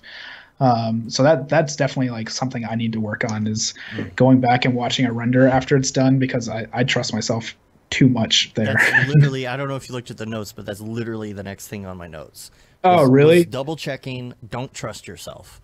Yeah. Because when you don't know how many times I have done a render, everything should be fine, and then I hit play, and there's like 2 missing frames here, or the audio's not there, or whatever it is, and it makes you look bad, because you send it to the client, you're like, it's done, and you're like, okay, you render straight to Dropbox, and now you can right click a link on Dropbox as it's uploading and send it. So it's like, oh, it's rendering, I'm just going to send it. They won't read it for 10 minutes anyway, and it will be done. And you don't go back and look at it. And I can't tell you how many times, almost every time I do that, something's wrong. It's Murphy's Law. You go in and make sure, watch a render from beginning to end in real time when you send it out. Yeah. I mean, unless it's like some long form 2-hour thing where you're just going to have to, but somebody's going to have to watch it. Somebody has to make sure that it's good. So it should be you and not the client. Right. So you can retract it and re-render or something and say, here it is, it's good. And they don't come back and say, there's no audio, there's a missing frame here. You didn't do that thing, or this thing glitched. A lot of times you'll RAM preview something, or you look at something in After Effects and you think it's good, but then when you watch it in real time later on, you're like, oh, I didn't ease that keyframe. Yep. Or like, the crap that can happen when you're RAM previewing and it's like set to 30 frames per second, but you render at 24. And so like there's like little misalignments that happen and crap like that. I've totally had that happen. And so I've gotten way better. Like I'd say I'm about 90% there. Like 9 times out of 10, I'll remember to watch something. But there's those times where I'm like super excited to be done with the job. I'm like, all right, I'm done. Like it's my last day with this booking. I'm sending it off to the producer, and then when they get it, they're like, hey, you forgot this. It's like, that one time that I didn't check it, it's totally on me. And those little things add up, right? So you miss an email, and then you're sending them a couple things that you didn't look at, and then what happens on the other side? They're like, man, they're not very attentive. Like everything they sent me has had an error, and like they don't get back to me on email. And all those, they're not even big deals, but they add up to where all of a sudden someone's like, yeah, I don't know if they didn't seem like they really did a good job with that project. You may have delivered something that's beautiful, but if they don't like how you're working with them in their day-to-day, and if you're not fitting into their routine, they may decide to go with somebody else who does, even if they're not the same level, or work, their quality of work is a little bit different. So it's just so important. And again, some people just don't think about that stuff. And the ones who are successful are the ones who are thinking about that stuff to the best of their ability. You gotta dot the T's and cross the I's. But I think some of that though makes it hard for me to be able to work for somebody else. Because I think about going back, I think about where I used to work and working for other people, and some of these ways of doing things and some of these ways of working with the client, like if your boss doesn't do those things, then it doesn't really help. And I think for me, why I wanted to be on my own is because I wanted to set all the rules. I worked for so many people that I felt didn't do things efficiently. And, some of that is, I don't know, what's the word I'm looking for? Some of that is just me being, I don't know the word I'm looking for. Like type A personality, or some of that is me wanting control. I want the control, but I'm saying I'm right and you're wrong. Like, I don't feel like this company I'm working for is doing this right. And so when you work for a place like that, they expect you to want to be 100% in. You know, a lot of them want you to even help sell yourself, you know, or, you know, bring more work in or whatever it is. And if you don't feel like you're into that, if you don't like, because what goes through your head, well, I could be doing this for myself. I could be going and selling myself. I could be going in. If you want me to go get these clients, what's the difference between that and me being on my own going to get these clients and getting 100% of the money? Right. And so then you're in that situation where you're like, if like, I just want to hit buttons because I don't want to get you more business. I don't want to, you know, post all this cool stuff on social media and you guys get all the attention. Right. And if people aren't doing things the way that you want, it's really hard to work for other people. Yeah. Yeah.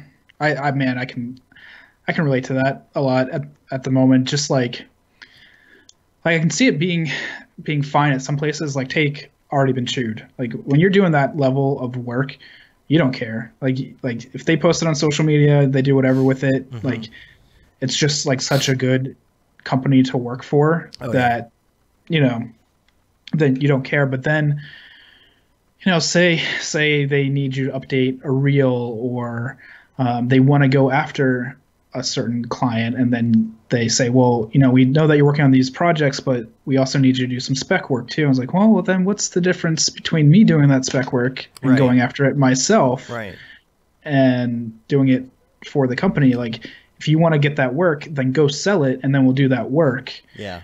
And you have to be on board with the company that you have to really be into the company that you're with, you know, and you have to know whether or not, okay, I want to be a button pusher or I want to run everything.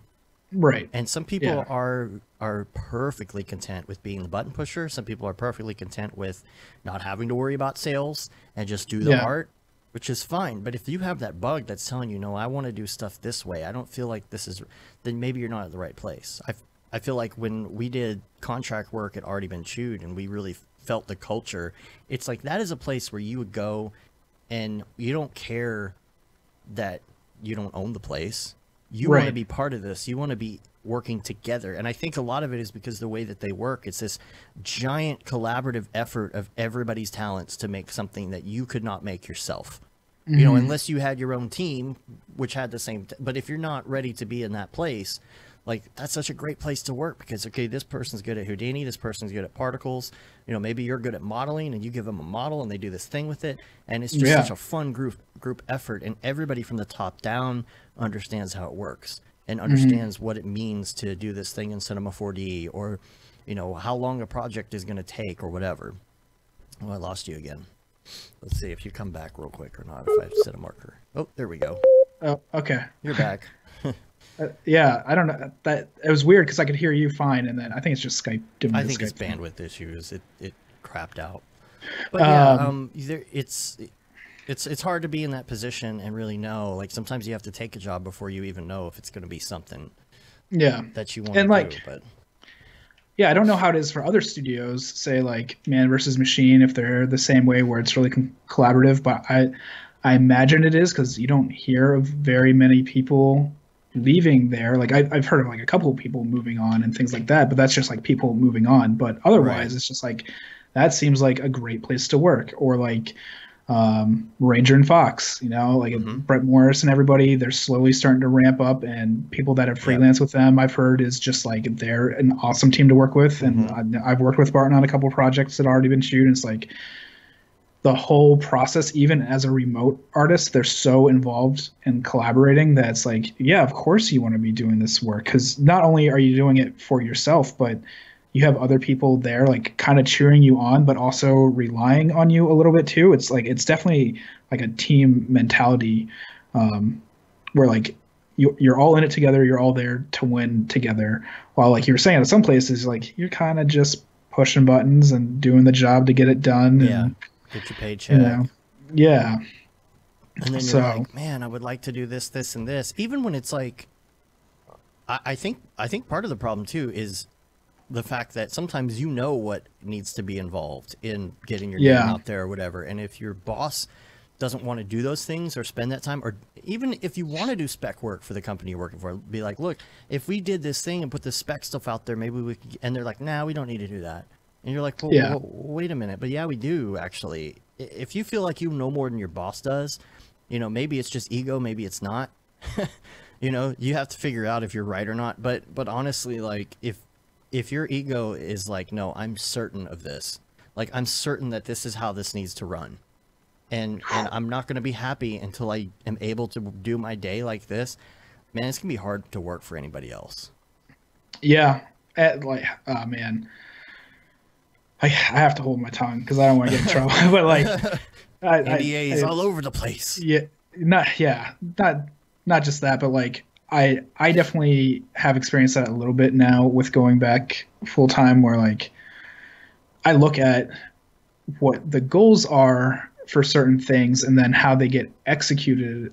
And then when nothing happens or a negative result happens from it, it's like, I knew that, and I brought it up in a conversation, but I wasn't listening. Do anything about it. And I wasn't listened to. So, okay, yeah. So I completely feel that. Like that's the one downside of, like, going freelance and then possibly rejoining a team, is that you've done so much yourself, and you've had to figure out so much yourself and be this one-man army of social media and web presence and going and networking and really living it without even, like, the overhead of a team. Like, you don't, like, you work with other people and collaborate, but you don't have to worry about the team so much that you have to you lose track of, like, social media and things like that and trends that, you know, I don't know. I just feel like I was so much more inundated with it than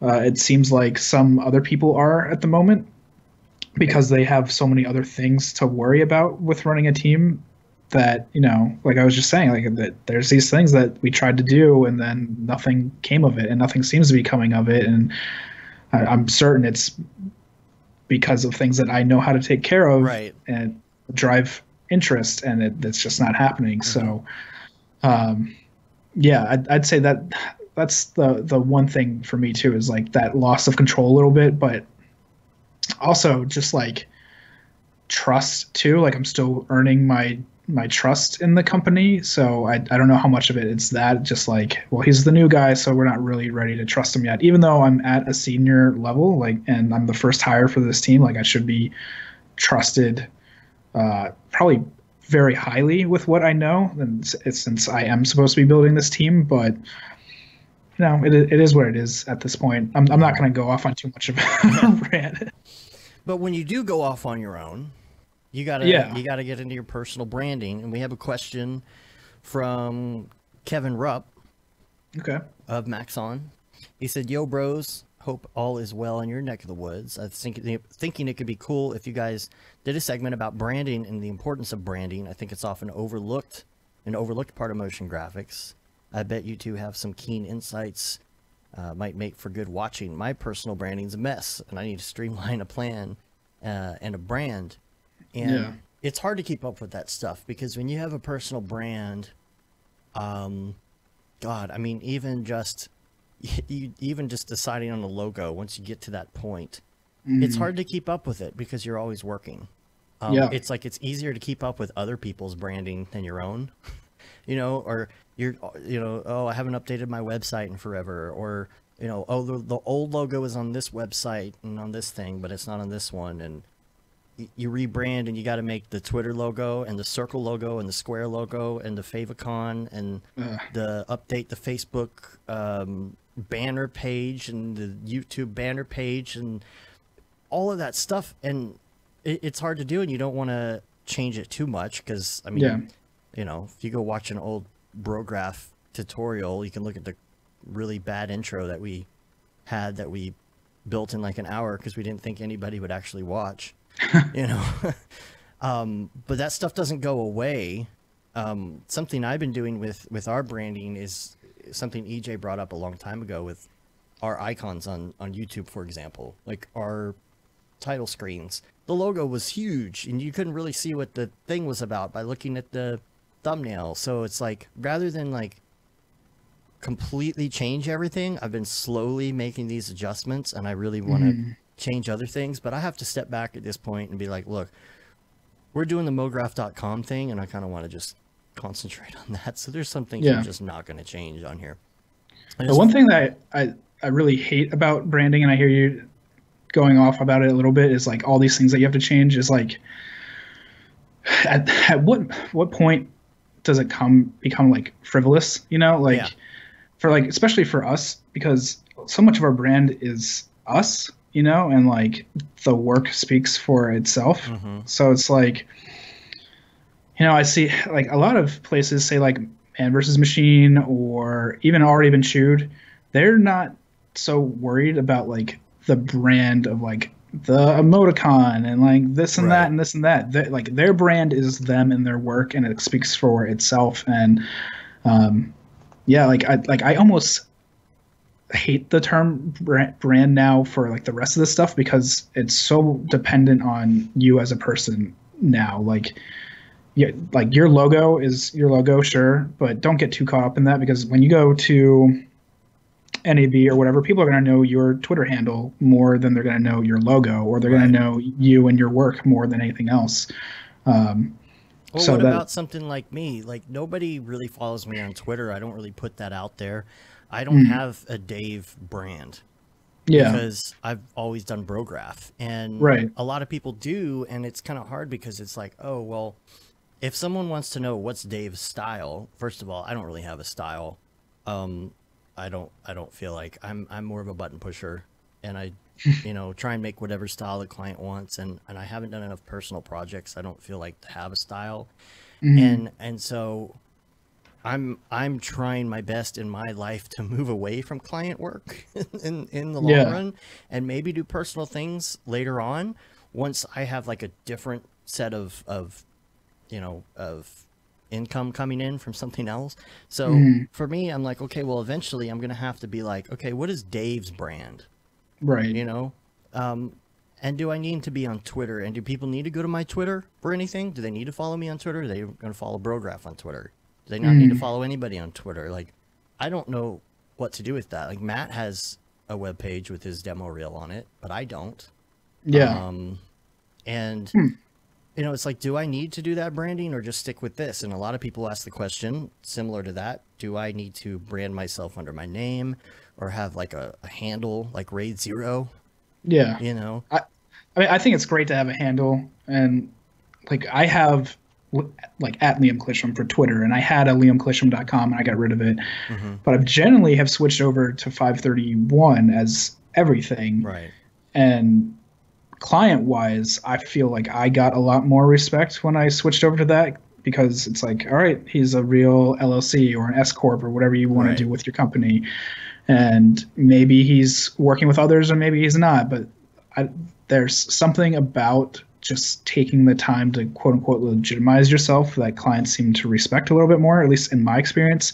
Then again, you look at David Ariev, and he's got a brand all around his name, and people know him and what he does and what his aesthetic is, and so maybe it doesn't matter at all. But when you think about David Ariev, you do think he is a single contractor. He is an artist. He's a really good artist who does a lot of work for a lot of different people as a contractor, right? You don't think, oh, well, he's got an entire design team at his disposal.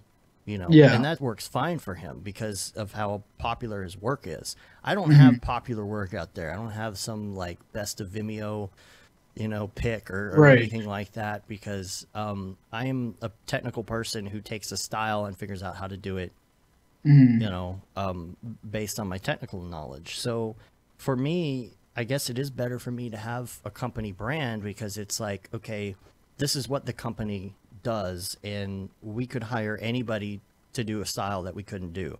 If we got a client who came and said, oh, I want space, you know, we're going to go, or Deadmau5, for example, right? We bring David Ariev on with us, A, because he makes us look good, but B, because like someone can say, okay, well, Brograph is coming out, you know, or Nexus Motion is coming out. And when they come out, it could be whoever, you know, they're gonna hire the person for the job, which, you know, could be David Ariev, you know, for a certain thing. But I don't feel like Nexus has a particular look. And Raphael says, funny thing is that I never really thought about branding when I did the Silverwing thing ages ago. I was just going with the flow. But I think people would see us as a company. Right. If they were to think about us, they think about us as a company. And I don't really ever talk about, oh, I'm a contractor, or, when people contact us and they're like, oh, do you do contract? Are you a contractor? I'm like, well, we have a company, Yeah. I feel like if I were to go out on my own, which I wouldn't, but if I did, I wouldn't really have a style or a brand at all right now. And I think it would be pretty hard. Yeah. So as far as personal branding, I guess a lot of it can be a natural thing. I wouldn't worry too much about it. I mean, there's a lot of things that I overlook all the time. There's old logos. I had the old Nexus Motion logo on my email for so long, and Matt's like, what are you doing? You do want to get it to a point where people know, who you are and what you do. But I wouldn't worry too much about it. There's the question, should I be on Twitter? Should I be on Instagram? What am I supposed to be on? And I think some people, like you can see with these dailies, are concentrating so hard on being on Instagram, and posting dailies and all of that stuff. And does that, okay, maybe that got a brand for you on Instagram, but what does that translate to? Yeah. Yeah. I don't know if this answers Kevin's question at all. So as far as streamlining, I'd say yes. Okay. Like, streamline what you want to streamline. If you have like 10 different logos and a billion different websites, maybe simplify it. Maybe streamlining is simplifying it. Video Mark says, funny thing, everybody is now calling me Mark because of my brand, which is not my real name. See, I didn't know that. I've seen Video Mark in the chat before, and I thought that Mark was his name. Yeah, like Houdini Mark. I thought Mark's. I thought his name. I thought it was Mark, and it's Houdini Mark. Yeah, it's Houdini Mark. Yeah. TM. So I hope that it answered a little bit. And we got one last question here. I know we're hitting the 2-hour mark here. Okay, I don't know that I ever pronounced this name, but I see it all the time. I think he's a Dallas person, Trace Lundberg. And I think we've met in real life before, IRL. That name, maybe he's been at Half Res. That name seems familiar to me too. And I think in Slack and stuff too. I think he's a Dallas person. So I think we met at DFWC 4D. He said, hey bros, I was wondering, is there a way to tell when you are, quote, good enough when it comes to operating in the 3D playground? I've been dabbling in 3D for 3 to 4 years, modeling small things, texturing them, and what I've accomplished so far has worked for me and the company I worked for, non-industry related, but I'm curious to know when you can be considered well enough versed in 3D to take on clients for freelance work and feel comfortable doing it without screwing up majorly. I know and understand that it's a never-ending learning process and mistakes happen and you learn from those mistakes. But what are some telltale signs that allude to being good at 3D, or if you're even doing it right? P.S. I have no formal training, just learning from tutorials and researching solutions to problems. I appreciate your response and love the show. First of all, I think a lot of people have no formal training. Yeah. And just do that and can actually become very good by just doing tutorials and searching for problems. I think it's a very, very, very good quality to have, to be able to find solutions to problems just by Googling things. Some people aren't good at that. And I think that's like 90% of being, or maybe not 90, but like 80% of being a 3D artist is knowing how to dissect a problem and go find the answer. Like, it's so technical as it is that you need to know who to go talk to or where to search. So my answer for them would be like, don't just keep waiting. It's like the same thing as like, when is it a good time to be a parent? Yes. There's no like real good time. Good either analogy. Either jump into it or don't. Like, you're gonna have a project and it's gonna have hurdles, and try and aim for something that's a little bit easier and prepare yourself for it. But Just do it, man. Just jump into it and get going, because there's no better time than just getting right into it. Silverwing, he said, read the Freelance Manifesto and never be the best person in the room. Which, yes, read the Freelance Manifesto if you haven't. And that's such a great piece of advice that a lot of people say is never be the best person in the room, because you're not going to get any better. My friend Lance, I told him the job at Already Been Chewed was opening up and he should put in for that, and he was nervous about it, and especially going up against some of these really, really incredible people who are already working there, and he got hired. Right. And we've talked from time to time, and I think it has been a struggle in certain areas for him, and he's trying, but the fact is that before, he never had anybody else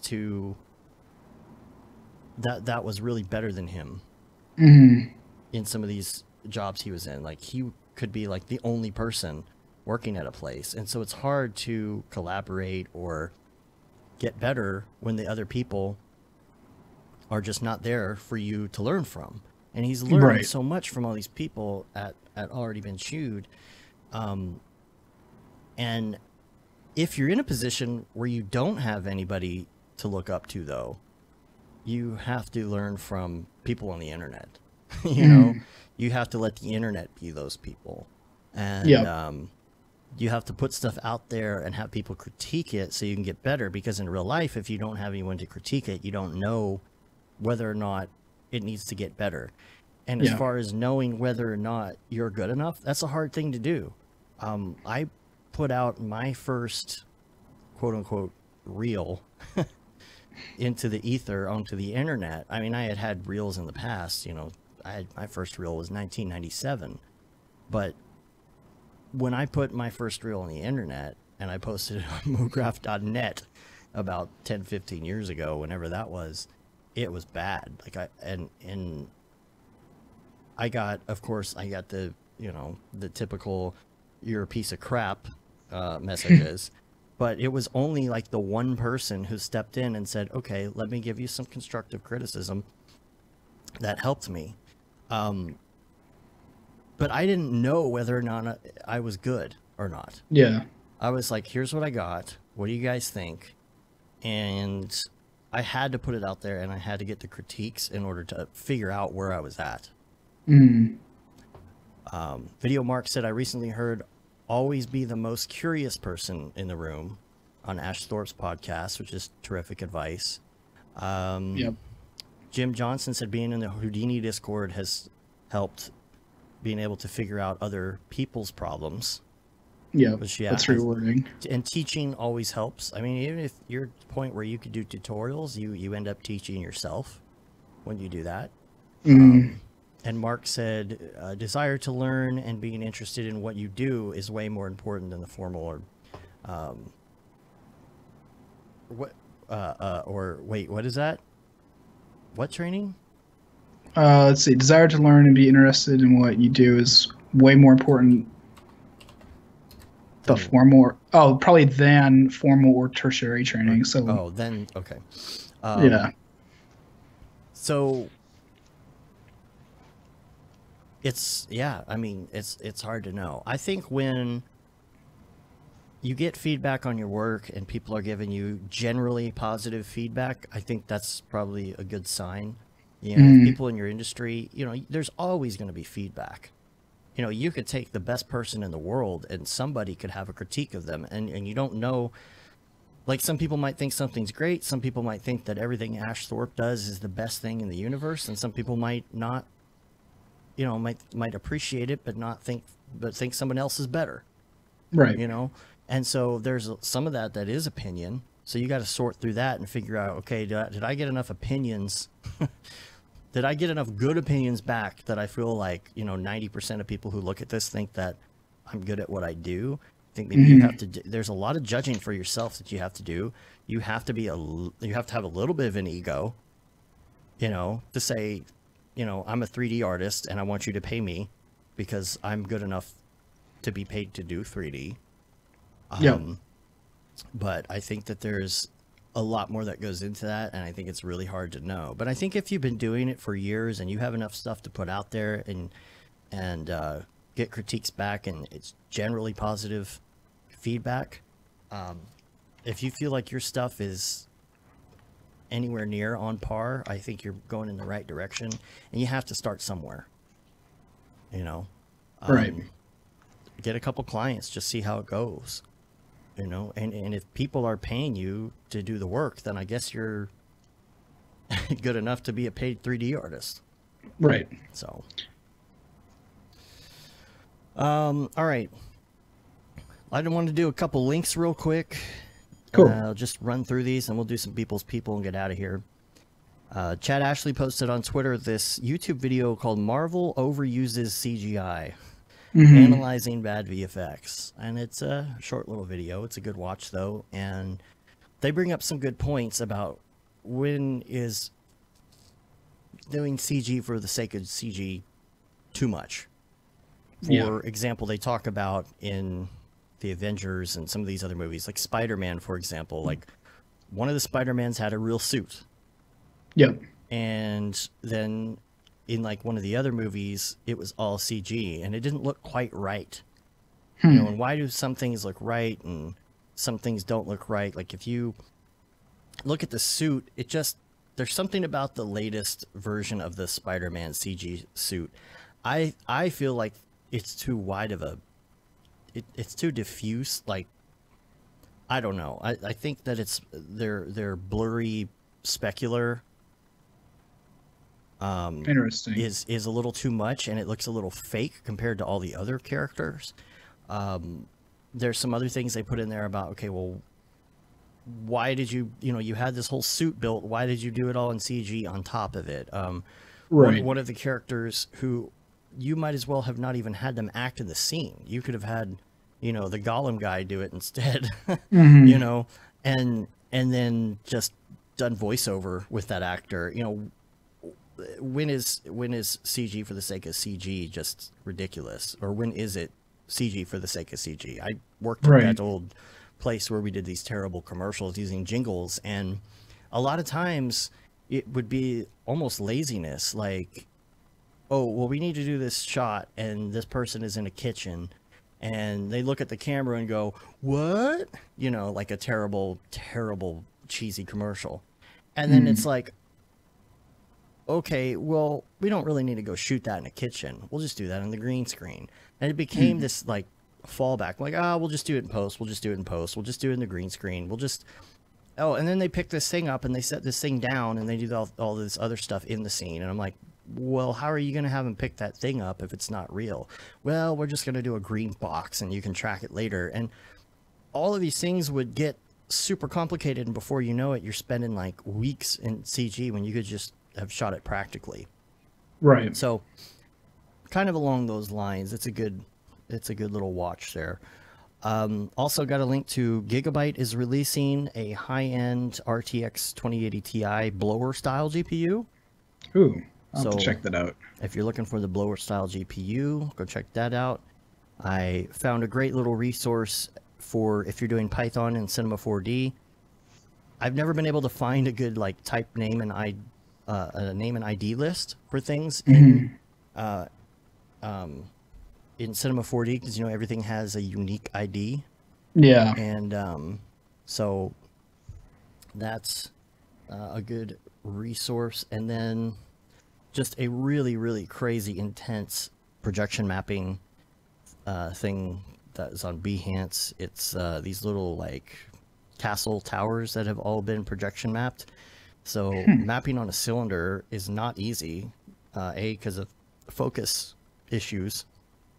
And but it makes for a really, really great looking projection map because it is a cylinder. Oh, that's really cool. And then I think a lot of people have been talking about this Disney animated short called The Little Duck. It looks really good.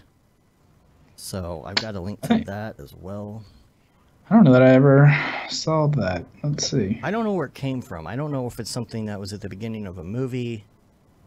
Wasn't Mary Poppins, which, by the way, oh my gosh, the Mary Poppins effects were great. Oh If yeah, you I haven't haven't seen seen it yet. Yeah, they did a really good job.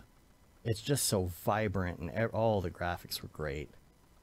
I also have a link to a video that shows just a couple scenes on how Charlie Chaplin did his scenes, because obviously there wasn't CG, how they did camera effects.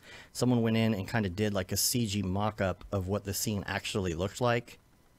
Oh, That cool. he was in, so it kind of like takes the scene and then pulls out and shows how he did it. You know, because before, if you wanted to make it look like something was, you know, like a cliff drop was next to you, you'd have to have somebody paint it onto a piece of glass and then put it into the scene and line it up. And then I also got a link to these NS glasses. It's for the Switch. It turns it into VR and Okay. like so you can do VR and like 3D. I don't know. It's a Yeah. Kickstarter, and I'm like, I don't know how good it is. Like, they don't show. They talk about this passive 3D thing, and I don't know how they're doing it, but it's supposed to be. You basically put the Switch inside the helmet, and then you've got VR. Huh. So Interesting. I don't know. I'm gonna wait for other people to try it out before I. Yeah, I can see that being super gimmicky. Yeah, I feel like too that if Nintendo did it, that it would be a lot better, and Nintendo might do it. So I heard that in 2019 that they are going to be releasing an updated Switch, possibly. weird. That's the rumor, but the only like not really so much hardware wise, but just like upping the resolution of the screen. But I'd be interested to see if they did something like that. What is it? The 3DS, where like depending on the angle, it kind of like did faux 3D. That maybe they could put it in an amount like this, and it would make it feel more 3D. I wonder if you could get a discounted one that was just the screen, Mm. and like you could just swap it out and put your card in there for like a discounted price, and like keep your controls and keep your your mount for the TV and your base and all that stuff. Yeah, I would totally do that. 200. No, well, how much is the Switch? 300? 300? Three something? Isn't it 250? 250? 350? I Don't give him no some- 350. I don't know. I don't remember. I bought it on like a Black Friday thing. Oh. Well, I feel like it would be cool if they did, like when you swap your iPhone or something, like if you break your iPhone, they're like, okay, well, we'll give you another one, but we'll take this one back. Yeah. And give you a credit for it. Like maybe you could switch out just the screen portion for a discount and get it for like $200. That'd be kind of cool. That would be cool. Because there's nothing more frustrating than like buying the console and then a month later something else is out that's better. Yeah. I'm not a big console guy, so it takes me a while to buy one of these things. So let's get to Beeple's People before we get out of here. We've got some good stuff for Beeple's People today because it's been a while. Oh yeah, man, you're going back pretty far. Yeah, I just picked some of the good ones over the holidays here that I liked. And so if you get out your Beeple viewer of choice and go to, let's see, this would be January 2nd, Year of Our Lord 2019. It's the first time I got to say that. And this one is called Pig Thieves. And I like this because there was another one that had pigs in it not too long ago. And I'm kind of wondering if this is related, like if this is a pig farm where they're growing these giant pigs, and if these are giant pigs or small pigs or whatever. But I like the fact that these are like flying ladybug machines that are stealing these. And I'm thinking, why are they stealing these? Are these from another faction, and they're trying to are they trying to steal them for food? Are they trying to steal them because they're using these pigs for something notorious? It's got my mind racing here. Stylistically, it's interesting. Like it almost looks like Octane's toon shader a little bit around the edges. Like it looks very toony, but then the pigs are more realistic. Yeah, just on the flying machine. It's yeah. That's kind of cool. I like that. It does look like Octane toon shader. Yeah, for sure. So, and then you got the cell tower in the back too. I thought was interesting. So,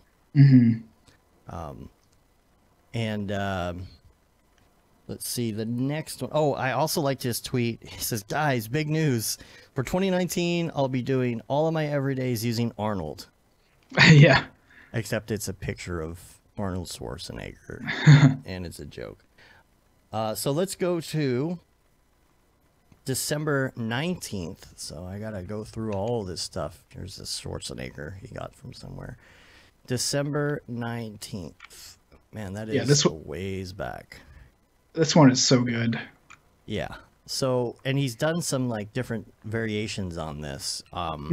This is Freddie Mercury Clone Army.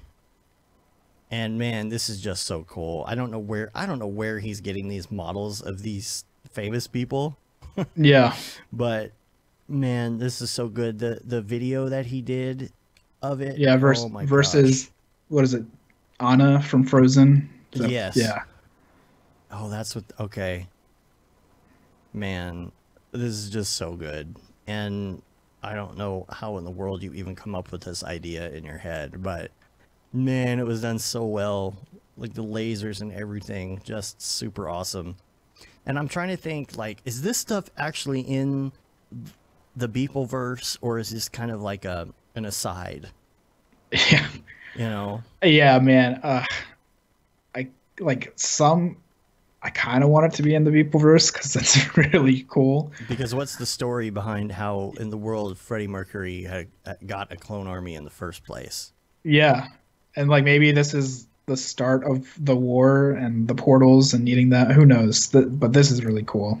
You know, and why does something like this giant doll head end up on a robot like this? And like were people taking like things from amusement parks as scrap metal and just like putting them onto robots, or the possibilities are endless. Yeah.